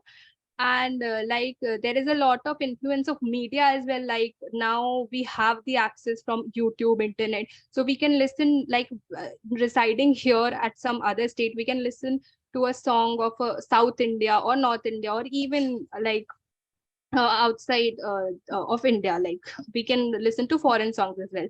So we have that curiosity, eagerness, that we should learn that language. We get interested to learn that language. So I would suggest that like, people are forgetting their mother tongue languages. So first of all, what government can do is that making the mother tongue language more teaching the students in the elementary school level, and making them aware of their mother tongue languages. In family, everybody talks in the mother tongue language. That would be good. And learning about other languages, that is that obviously media plays an important role here. Government is what can do. Government can do a lot of things. Like, recently I know one program, I don't know the name exactly, but I know a program that run by the government of India, that we have to collect some information about that particular city in a state. We have to go there, we have to learn the language, the culture, about the culture of that area.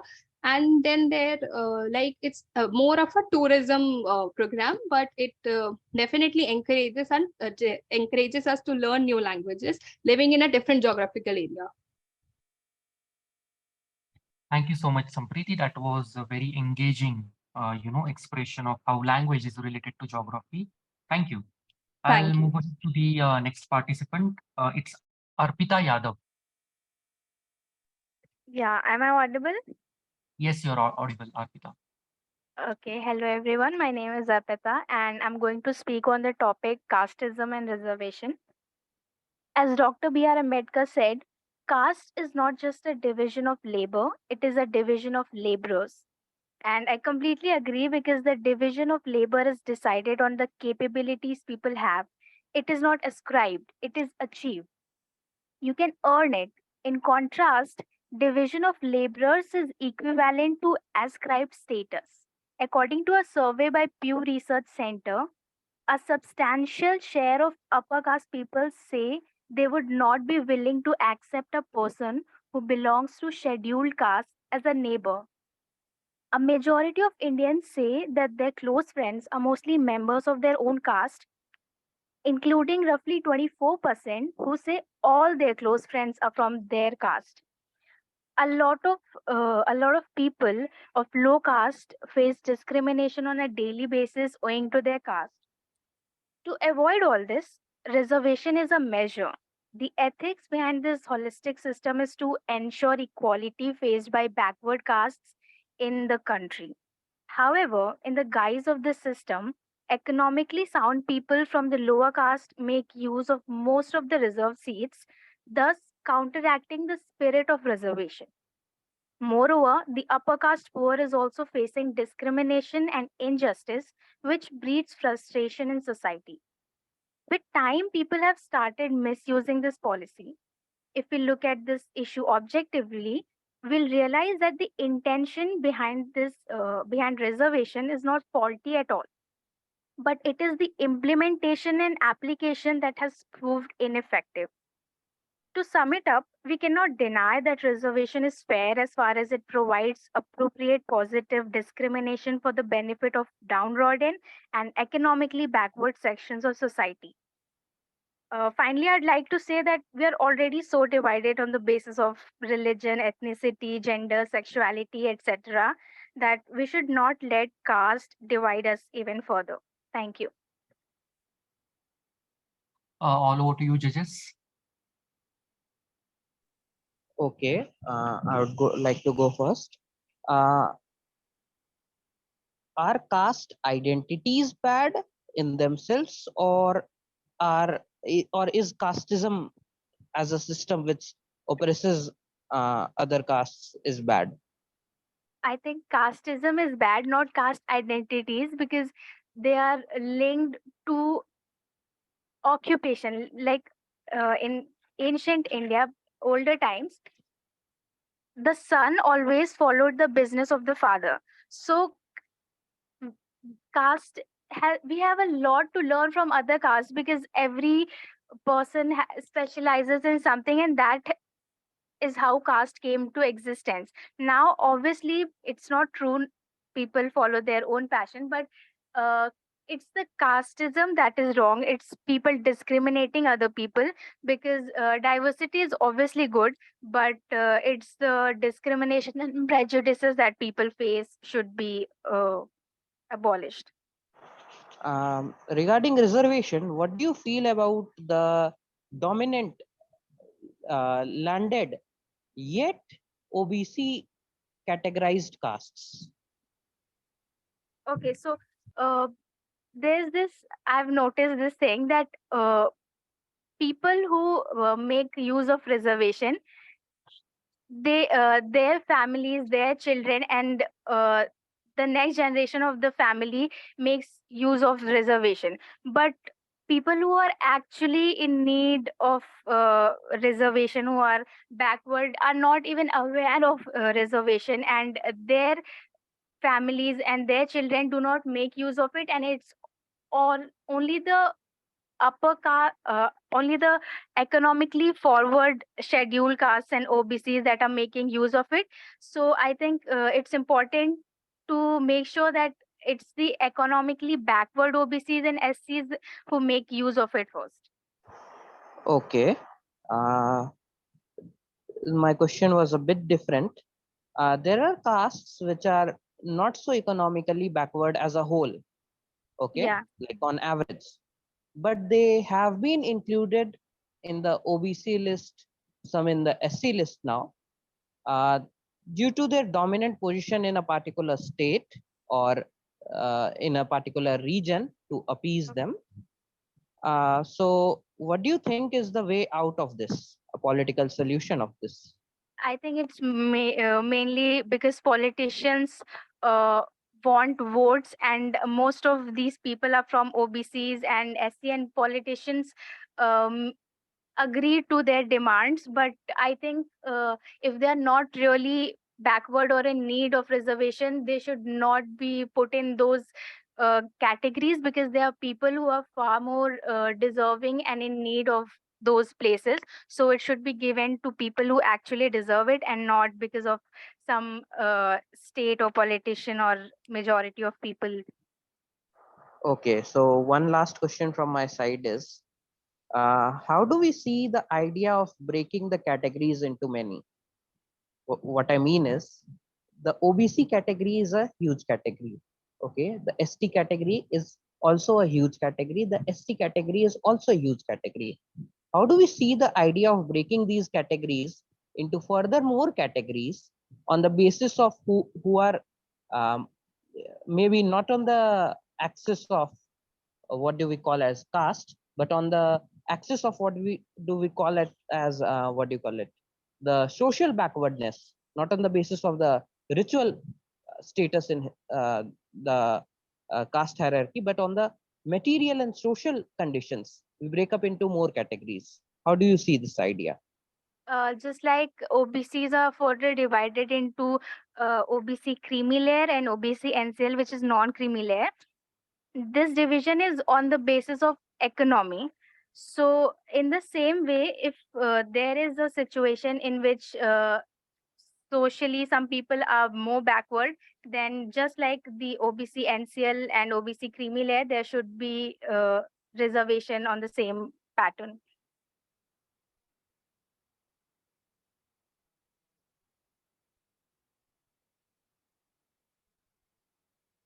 Okay, that will be all from my side. Thank you. Okay, so Thank you. Arpita, Didi. tell me, is caste relevant today? Yes, very relevant. I mean, And why? most of, yeah, okay. So most of the people might disagree, but caste segregation remains prevalent in India. You know, a researcher said that he has observed how doctors No, I approach. asked relevant. Is it Yeah, important to have a caste? Like imagine a yeah, utopian yes. society without caste. That's what I'm asking you. I think caste is linked to our identity now. It's also the last name that we carry from our forefathers, from our ancestors, and I think caste cannot go. It is important to have caste, because that is what our identity is. Okay, so as you're stating about the creamy layer of the caste taking reservations, so how can we prevent this from happening? As do you think that they will themselves let go of the reservations that they have right on? Or do you have any other ideas to prevent the creamy layer from taking reservations in education institutions and the people who are actually deserving of them get it? Okay, so I think if somebody has taken reservation and has got a job or a seat or a position because of reservation, then their children should not be allowed to take that reservation. Instead of that, people who have never, the families who have never had reservation should be allowed. For example, if my father got a job because of reservation, then I should not be allowed to take reservation because I have kind of already made use of it, and there are people who are far more in need and deserving of that place.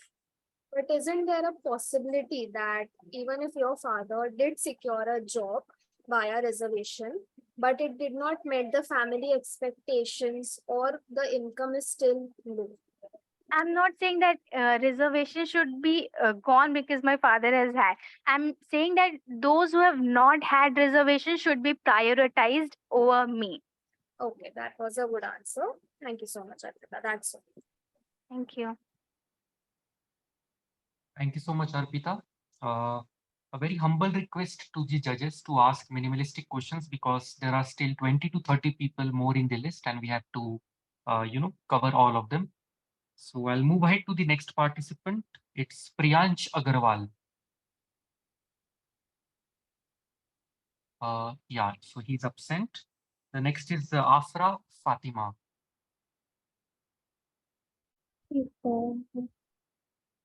Yes, sir. Yeah, Am I she's there. audible? Yeah, yes, you're audible, Afra. Okay, so I'll start now. Good evening. My name is Afra Fatima, and my topic is languages in the modern world and ancient world, its declining importance and preservation. Languages have played a crucial role in human communication and culture throughout history, both in the ancient world and in the modern world. However, with the increasing globalization and homogenization of culture, many languages are now facing the risk of decline and even extinction. In the modern world, the dominance of a few major languages such as English, Spanish, Mandarin, and Arabic has led to the marginalization of many smaller languages. This can have significant social and cultural consequences, as languages are often tied to people's identities and their cultural heritage. When a language dies, a unique way of understanding and expressing the world is lost forever. At the same time, there has been a growing recognition of the importance of language preservation and revitalization efforts. Many organizations and governments are working to document and revitalize endangered languages, often in collaboration with the local communities. These efforts can help to preserve cultural diversity and promote linguistic and cultural rights. In the ancient world, many languages have also faced the risk of decline and extinction. For example, the gradual decline of Latin as a spoken language led to the emergence of new languages such as Spanish, French, and Italian. Similarly, the decline of ancient Greek as a spoken language led to the emergence of modern Greek. Despite the decline of some ancient languages, efforts have been made to preserve them through education and scholarship. For example, scholars continue to study and translate ancient texts, and some other ancient languages are still taught in universities and other educational institutions. Some examples of language preservation and revitalization efforts that are being made by governments and certain organizations are the Welsh Language Act of 1993, which established Welsh as an official language of Wales, Native American language preservation in the US, endangered language preservation in Papua New Guinea, which is home to more than 800 languages, many of which are endangered. Even in India, we have the Sahityaka Academy, which is a national organization that promotes literature and culture in India. We have the Central Institute of Indian Languages. It is a research institute that works to promote and preserve Indian languages. We also have the TriFed, which is the Tribal Cooperative Marketing Development Federation of India. In conclusion, languages have played a crucial role in human communication and culture throughout history, both in the ancient world and in the modern world.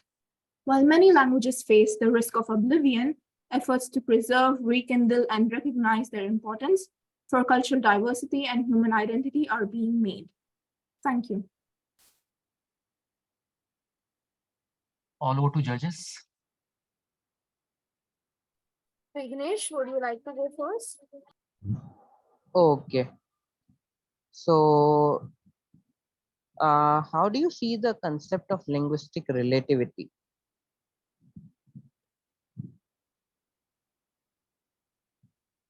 I think it is important for a human's identity to preserve their own national language, their mother tongue.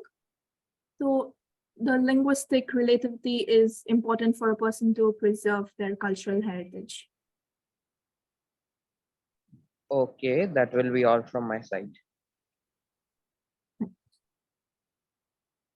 Nidhi? Okay, so Afra, can you tell me how does language preservation tie into a broader issue of human rights and social justice?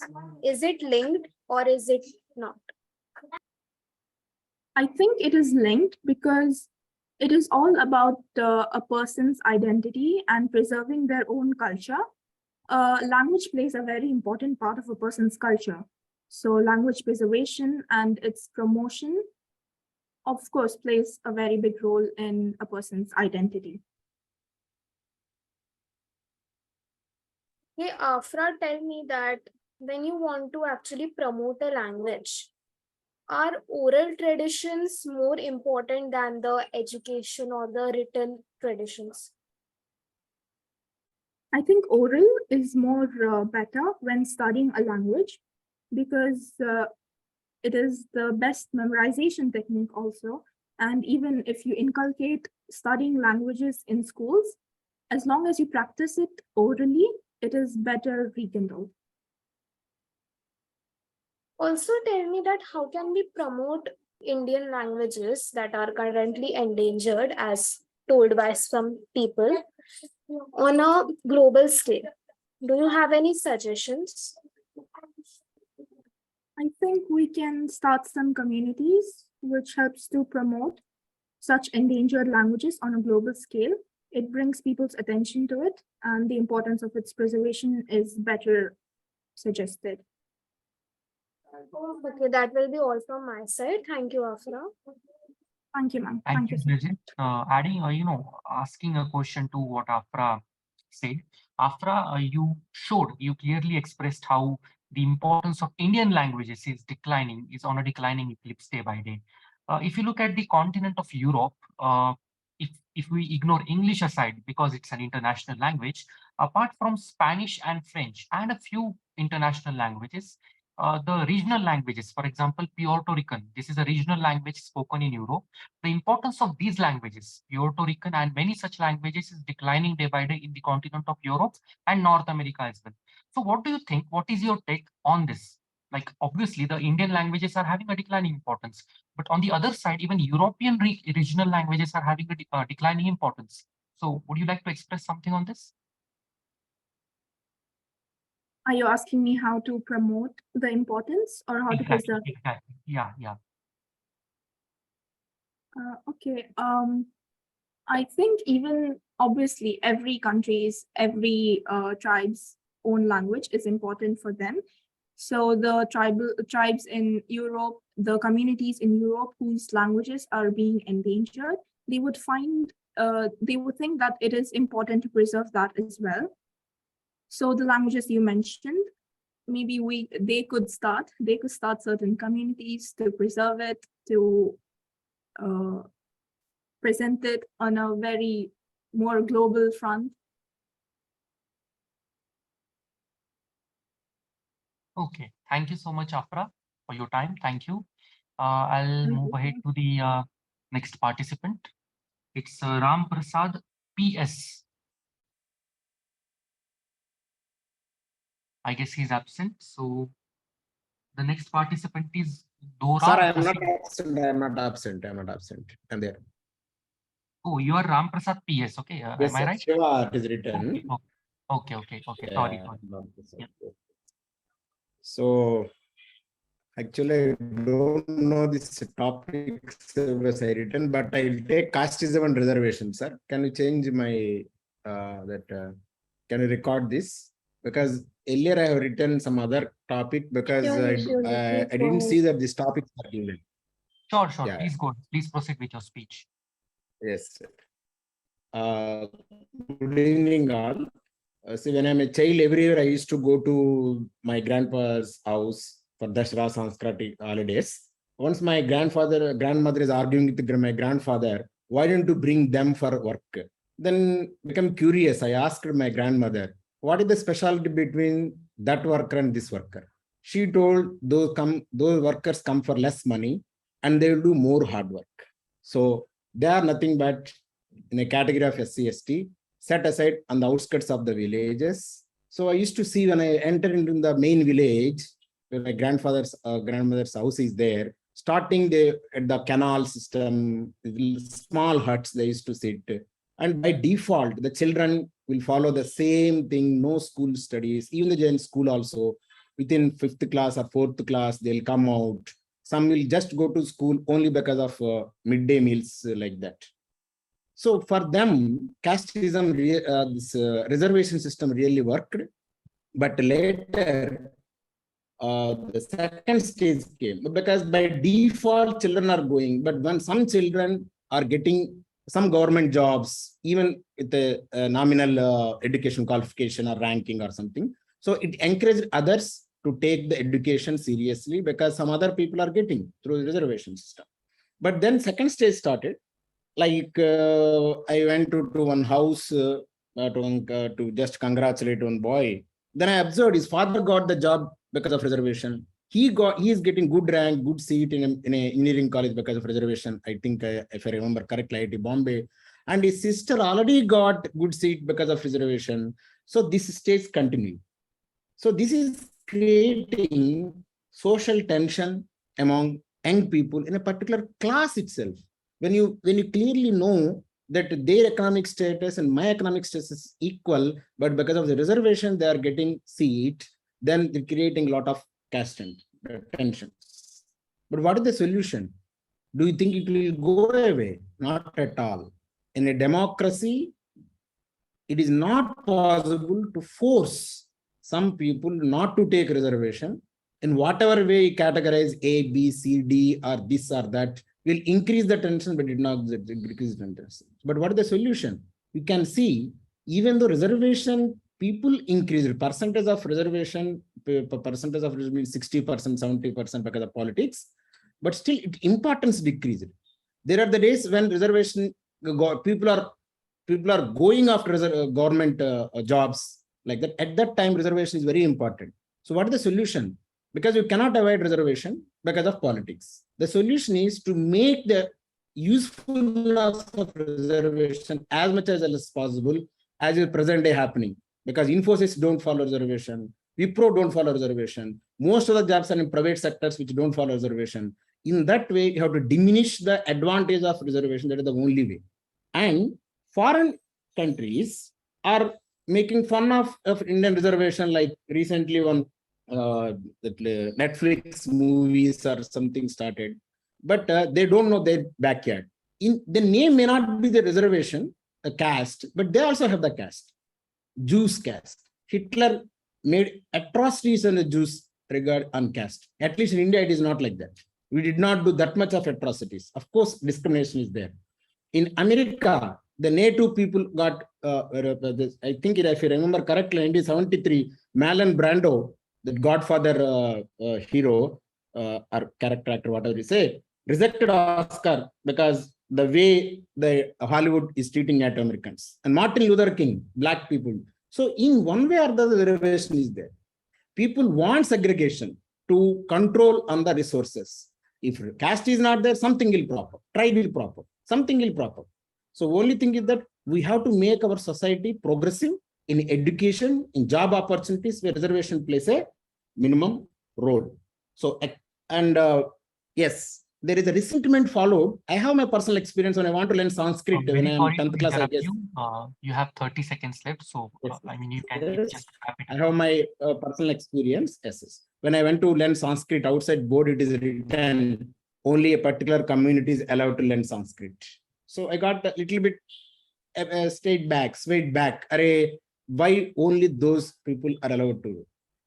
Whatever you say, we have to think practically. All are young people here. I'm not that much young, but I have. There are desires on our questions, aspects, setting goals.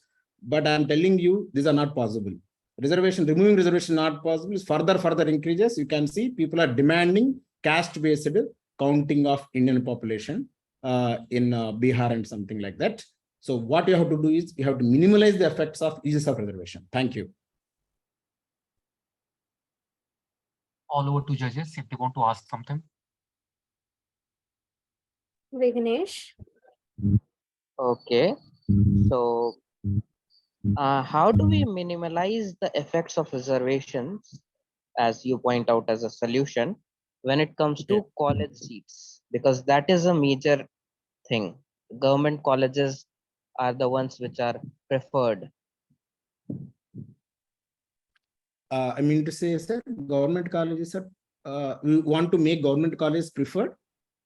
No, my question is, given that government colleges are preferred by the students due to various reasons, the most important being that the fees is less and the quality is good. Yes. How do we minimize the effects of reservation there? Yeah, it is an entry point. Most of the social tensions are not because of the fees discounts the SC, ST, or BC people are getting. Most of the resentment in society is the seat they are getting and the advantage of they are getting. So earlier, when IITs, only 5 IITs are there, there is an intense competition resentment. Now I have seen in students that resentment, intense resentment, not there because 17, 18 IITs came. So, okay, if may not get an IIT Chennai, I may get an IIT Dharwad. So the social tension decrease. So make the availability of resources widespread, quality availability, so that the effects of reservation, resentment will not be that much in the upper caste people.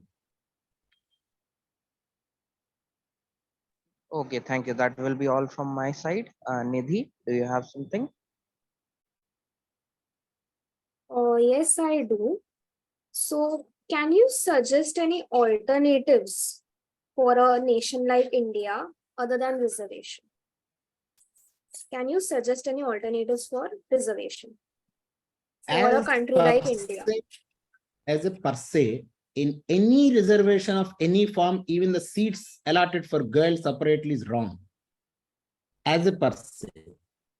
In recently, American Supreme Court removed positive discrimination in Harvard, MIT entrance, allowing entrance for Black people. See, So, per se, actually, any we reservation are not talking about USA here. We are talking about India, and India has a very different diversity. So, with respect to India, I suggest you should speak right now. That is what I'm referring is that I'm not telling about American contest. What I'm telling is any reservation per se is wrong. Any reservation per se is wrong. What is the alternate system you have to avoid is, ideally speaking, you have to completely remove the reservation. There is a stage reach. Yes. One thing is that you give increase the economic incentives, increase the government schools quality, so that the downtrodden people also would get the quality education. Suppose one person is there in a coaching institute, he can pay 3 lakhs rupees per month, get the good lecturers, they can good rank in IIT, JEE or medicine, NEET or like that. And at the same time, a person who could not pay that will not be getting that much of education. So increase the equality of education. That is the better way in compared to reservation. So that you can compete better way with others.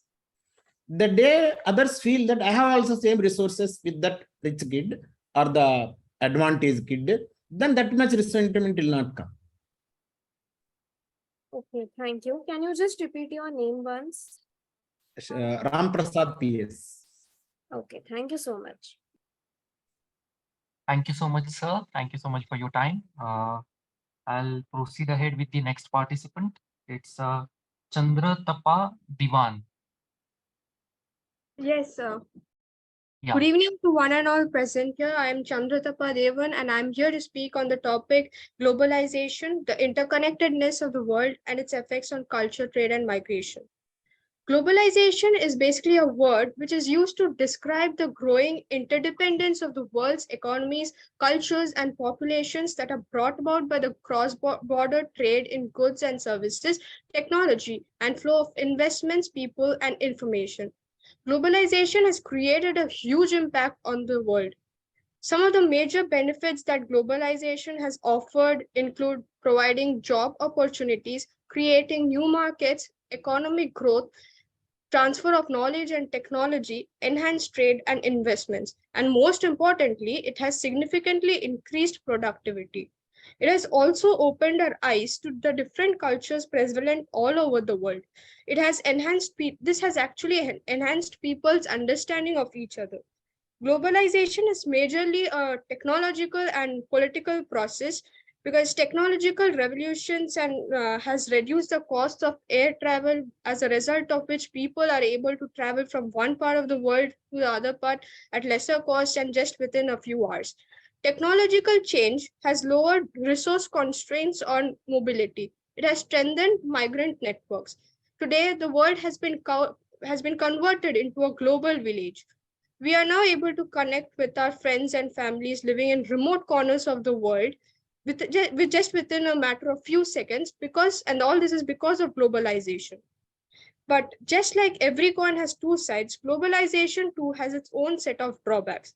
It has given rise to intensified competition, income disparity, loss of jobs and industries, cultural homogeneity, and environmental damage. Large MNCs have exploited laborers, small scale industries for their own profits. Globalization has also increased the dependence of local traders on foreign markets and investors, and this has made various developing and underdeveloping countries more vulnerable to the global economic downturns. To capitalize on the favorable outcomes and overcome the challenges thrown by globalization, governments and businesses can adopt various strategies like investing in education and training, diversifying their industries, developing infrastructure, and then setting up environmental and social standards, supporting the small scale industries, promoting foreign investment, and most importantly, making stringent labor laws. Last but not the least, the impact of globalization has been both positive and negative. But we should surely hope that this phenomenon helps in the advancement of the global technology for the benefit of mankind. Thank you. All over to judges. No questions from my side. Okay, so Chandra Tapa, tell me, can you give me two cons of globalization? Yes, ma'am. Like globalization has led to the loss of jobs in certain industries because of the intensified competitions, and as it has also exploited laborers. Various companies are paying lesser amount and are making the laborers doing too much work. Anything else? And it has also made different countries, like especially the developed countries, richer and the underdeveloped countries poorer, because they haven't given proper investments to them. And see, I don't think that will be a valid point because due to globalization, a lot of countries came out of their poverty. Can you name any other con? Achha, fine, it will be fine. We can move forward. Okay. Thank you so much, Chandratapa. Thank you, judges. I'll move ahead to the next participant. I can see Parul Sharma. Parul, are you present? Not present. Okay, she's absent. So the next is Asmita Dwivedi. Yes. Yeah. Shall I start? Sure. Hello, everyone. I am Asmita, and my topic for today is culture and heritage in India. In the words of Mark Twain, India is the cradle of the human race, the birthplace of human speech, the mother of history, the grandmother of legend, and the great-grandmother of tradition. Our most valuable and most constructive materials in the history of man are treasured up in India only. Heritage means what we inherit from our ancestors and from our past. India is a land of varied cultures and traditions. People from numerous castes, religions, and creeds reside in our country. Each ethnic group in our country has its own tale of origin and its set of unique traditions and culture. They have all contributed to the making of Indian history and culture. Nature has made India into a distinct geographical entity, but the decline of it all is also a complex issue with multiple factors contributing to it, such as rapid urbanization, modernization, erosion of regional languages and dialects, cultural appropriation, changing family structures, influence from the West, environmental concerns, and even the lack of government support sometimes. And when I say embracing our traditional values more, I'm in no way talking about the wrong and oppressive practices that used to exist. They're gone for good. Having said that, what can we do to prevent the eradication of both tangible and intangible heritage of our country? The first and very basic answer, conservation. Doing maintenance work from time to time, restoration and preservation of the historical sites. What else? Promotion of regional languages by organizing language-related competitions, debates, encouraging performances of traditional music and dance, community participation, workshops and training programs, celebrating all festivals with enthusiasm, setting up more museums and galleries because they play a vital role in preserving artifacts, artworks, and cultural objects, conservation of traditional practices such as Ayurveda, promoting responsible tourism that respects cultural sites and traditions, engaging in cultural exchange programs with other countries, supporting the indigenous communities, also creating digital and physical archives of cultural practices, music, dance, and art ensures that the information is preserved for posterity. Also, many cultural practices and historical events are passed down through oral tradition and storytelling. Efforts should be made to record and document these stories to prevent them from fading away. Preserving India's rich culture and heritage requires a concerted effort from individuals, communities, organizations, and the government. By combining these different approaches, India can safeguard its cultural legacy for future generations and continue to cherish its diverse heritage. Thank you. All over to judges if they want to ask something to Asmita. Asmita, tell me, do you think that Bollywood and media has kind of westernized our society? Instead of modernizing it, they have kind of made modernization and westernization synonyms. What is your take on this? I think they definitely have because the recent Bollywood movies which we are seeing right now, there are so many scenes like like we have come so out of touch with the cultures, like our culture and traditions. So like they have been influenced from the West so much. Anything you would like to add, Vignesh? I think that will be it. We can move forward. Yeah. Asmita, a question to you, as you mentioned music as a form of art which can preserve the culture. So what is your take on this fact? Like, how can music help to preserve the culture that we are having? Like if we take, for example, the K-pop culture, okay, it definitely sparked an interest because of the music in the first place.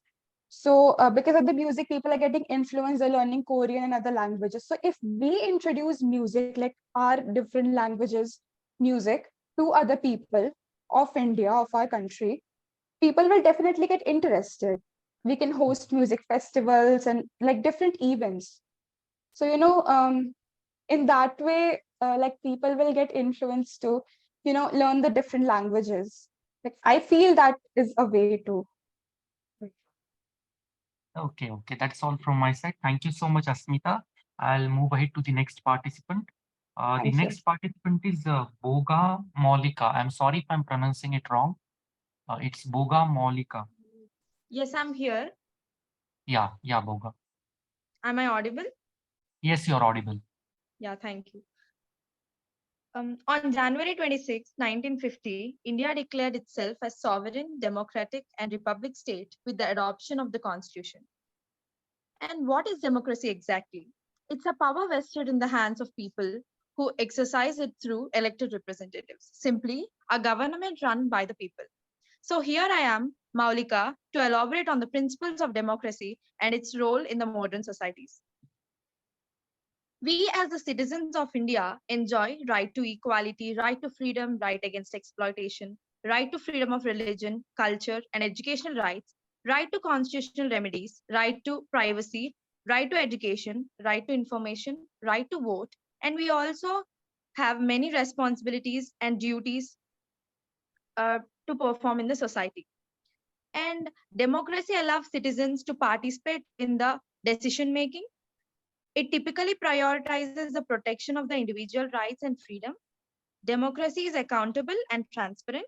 Democracy ensures a peaceful transfer of power. We are very grateful that the Constitution is governing 138 crore people today. And at the same time, we have some disadvantages as well. The democratic process can sometimes be slow as multiple stakeholders and many institutions need to be consulted before any decision making. And in a democratic system, the quality of decision making can be influenced by the level of political awareness and education of the general population. And for me, according to me, democracy is a kind of increasing freedom for people in a country like India, because in other countries we have some particular rules which they maintain, and they help their country to become more clean day by day. But some of the rights are not actually being applied by the people in a proper manner. For example, we litter, Indians, and especially India, people litter on roads and they throw garbage here and there, but there is no certain law to stop this. And how can we ensure a very good environment for tomorrow? We cannot, right? Because it in the modern in this modern culture or in this modern society, we need to ensure a correct like a correct a correct or a clean city for the next generations. And if we are not making the use of the democracy and freedom in a proper manner, how can this become how can we make the society more cleaner for tomorrow, and how can the people and future citizens live in this society? So for me, it is more important to bring more awareness to people about garbage throwing and all. And we need to address people who are illiterate, because they don't even know how to dispose garbage. So awareness campaigns should be held, and many other things should be held, so that people will know and get educated about the concept of garbage throwing and all. And for me, I believe that it would be great if this awareness could spread through small villages to even cities in India. And this would help in more like cleaner city for the future generations. Thank you so much for this opportunity. Thank you so much, Boga. JJC, if you want to ask something to her. Okay, so Boga, as you said that villages, Yeah, I'm Maulika. Okay, that's your surname. I'm sorry. So Maulika, as you said that villages are not very clean or hygienic, but according to a survey,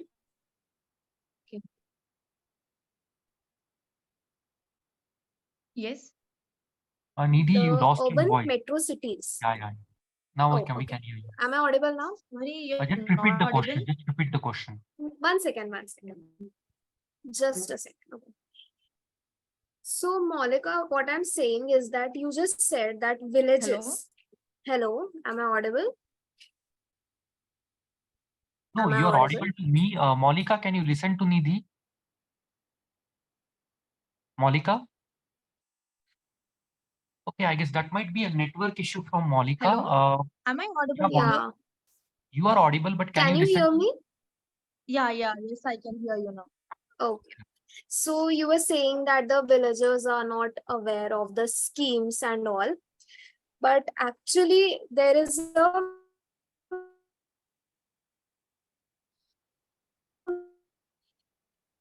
Sorry, there is a signal glitch. I can't hear you.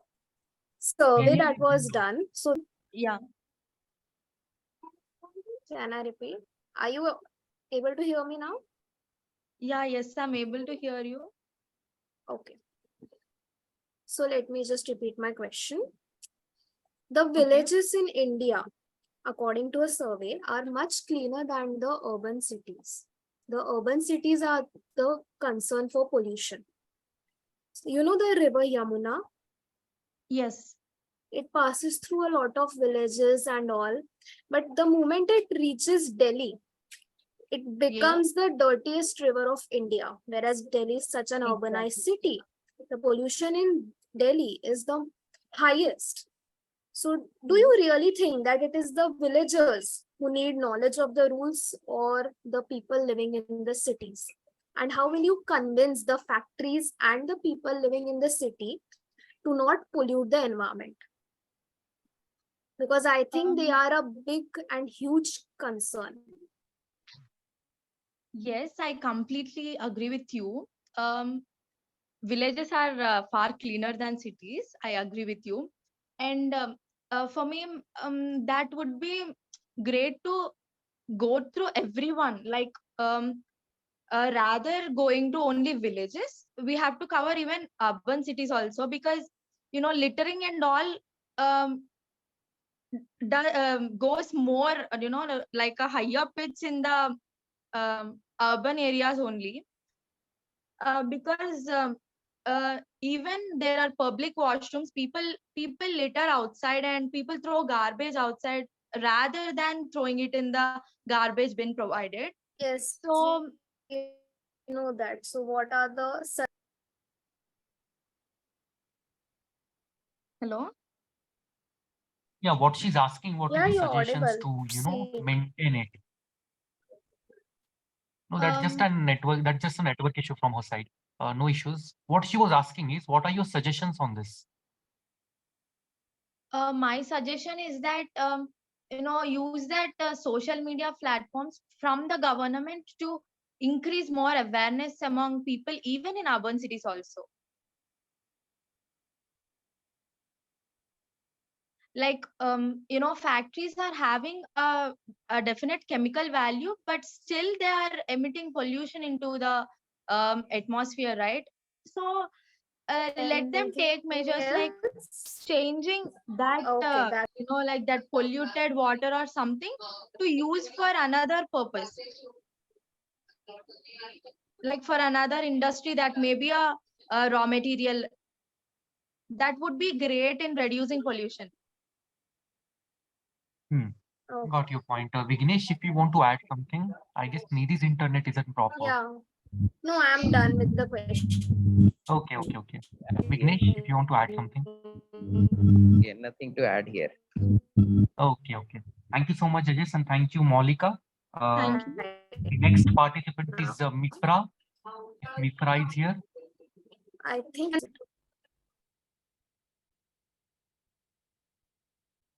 Okay, Mifra is absent. The next is Rohit Kumar. Rohit Kumar is absent as well. The next is Niharika Dakate. She is absent as well. She had already informed me earlier. The next is Kritagya Sharma. Absent. Okay. The next is Tripti Ranai. Absent. Yeah, Rani or something like that. Rana. Absent. Okay. And Om Prakash. Absent. Divya Chinmay. Absent. Maithili Deshpande. Absent. Okay. Saurabh Tripathi. Absent. Yeah, I knew it because basically I took the participants who are not present in the meet. Z.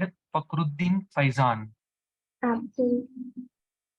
Jai Krishna. He's absent as well. Pradeep Mishra. Absent. And the last one is Miruthul NV. Absent. Yeah. So this leads to the conclusion of all the participants we We had, all have the 85 participants. But we have Arpita and Ashutosh and Leena Goel as well. So may I know if you had participated in this elocution competition? Arpita has spoken. So actually, I messaged Ayush. Yeah, actually, I missed the deadline and I asked him if I can speak, and he allowed me to. So you tell me if I should proceed or not. So have you registered for the event? So no, like I missed the deadline yesterday, but I messaged Ayush and asked him if I can speak. Okay. Yeah. Yeah, if you want to speak voluntarily, you definitely can. And if we feel that you are eligible to go into the next round, we will take you. Okay, No okay, issue. sure. Thank you. So Yeah, you can proceed. If you am I want. properly audible? Yes, you're audible. So my topic, I will take the rise and fall of ancient civilizations. So I want to start by basically loosely defining what an empire is.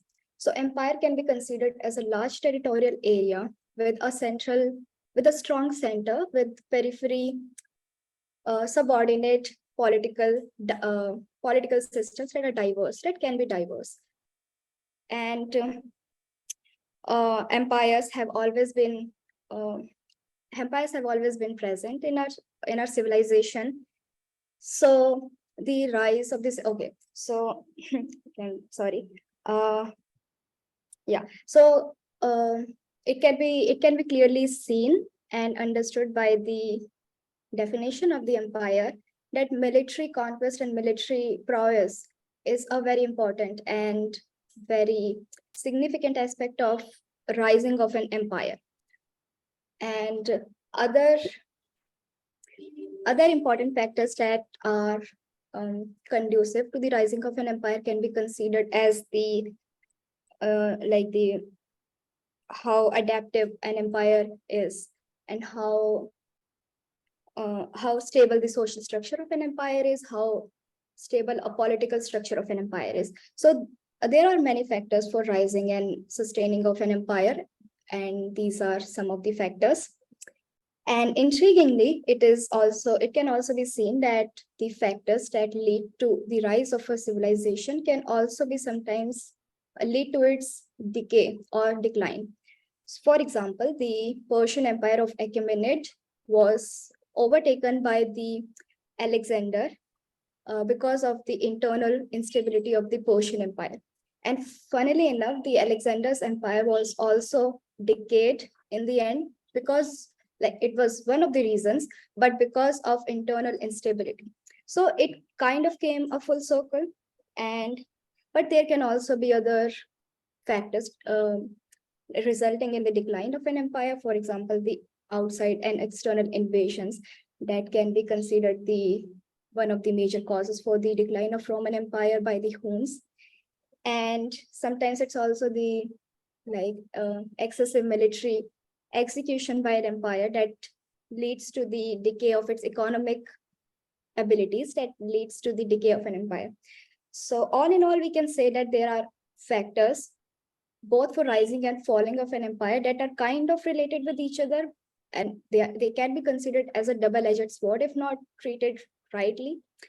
So I want to conclude that we should be learning from the historical aspects of the rise and fall of the empire and strive to remain relevant. Thank you. Thank you so much, Leena. All over to judges, to Nidhi and to Vignesh if they want to ask something. Yeah, okay. The question here would be, what is the fundamental difference between a civilization and an empire? Are all empires civilizations? Are all civilizations empires? So I think this is kind of a subjective question in my eyes. For me, I think I regard empire as loosely different from civilization because empires are essentially political. Whenever we talk about empires, we have a political connotation in them, wherein we majorly focus on the political aspects, the social structure of them in a political sense. Whereas civilization is a more broader term that is comprising of advanced social structure, their political stability, their advancement in other aspects of life as well. So it can be said that like multiple civilizations can exist in an empire, I think, even though that's kind of my opinion.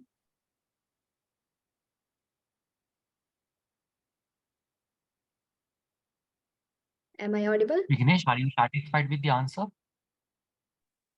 Yes. So that will be all from my side. Okay, thank you. I don't want to ask anything. We can. Okay. Yeah. Thank you so much, Lina. Just provide me your student email ID in the chat section if you feel comfortable. And Samriddhi, just note it down. Okay, thank you so much. I will. Yeah, Lina, please don't forget to provide your student email ID, okay? Okay. Yeah. And Arpita and Ashutosh, I guess both of them have already spoken. As far as I remember, Arpita is Arpita Yadav and Ashutosh, I guess he has already spoken. So yeah, we are already done with all the participants. I think we can conclude the selection round elocution competition which was to be held on 26th by Synapse Society. I hereby conclude being the host. I thank to both of the judges, Nidhi Dande and Vignesh Mishra, for judging all the participants in a really fantastic, in a very detailed manner. I thank to my host and my co-host Samriddhi Kashyap and Guru Saran Satsangi. And yeah, I conclude that the event is over. Guru, you can stop the recording.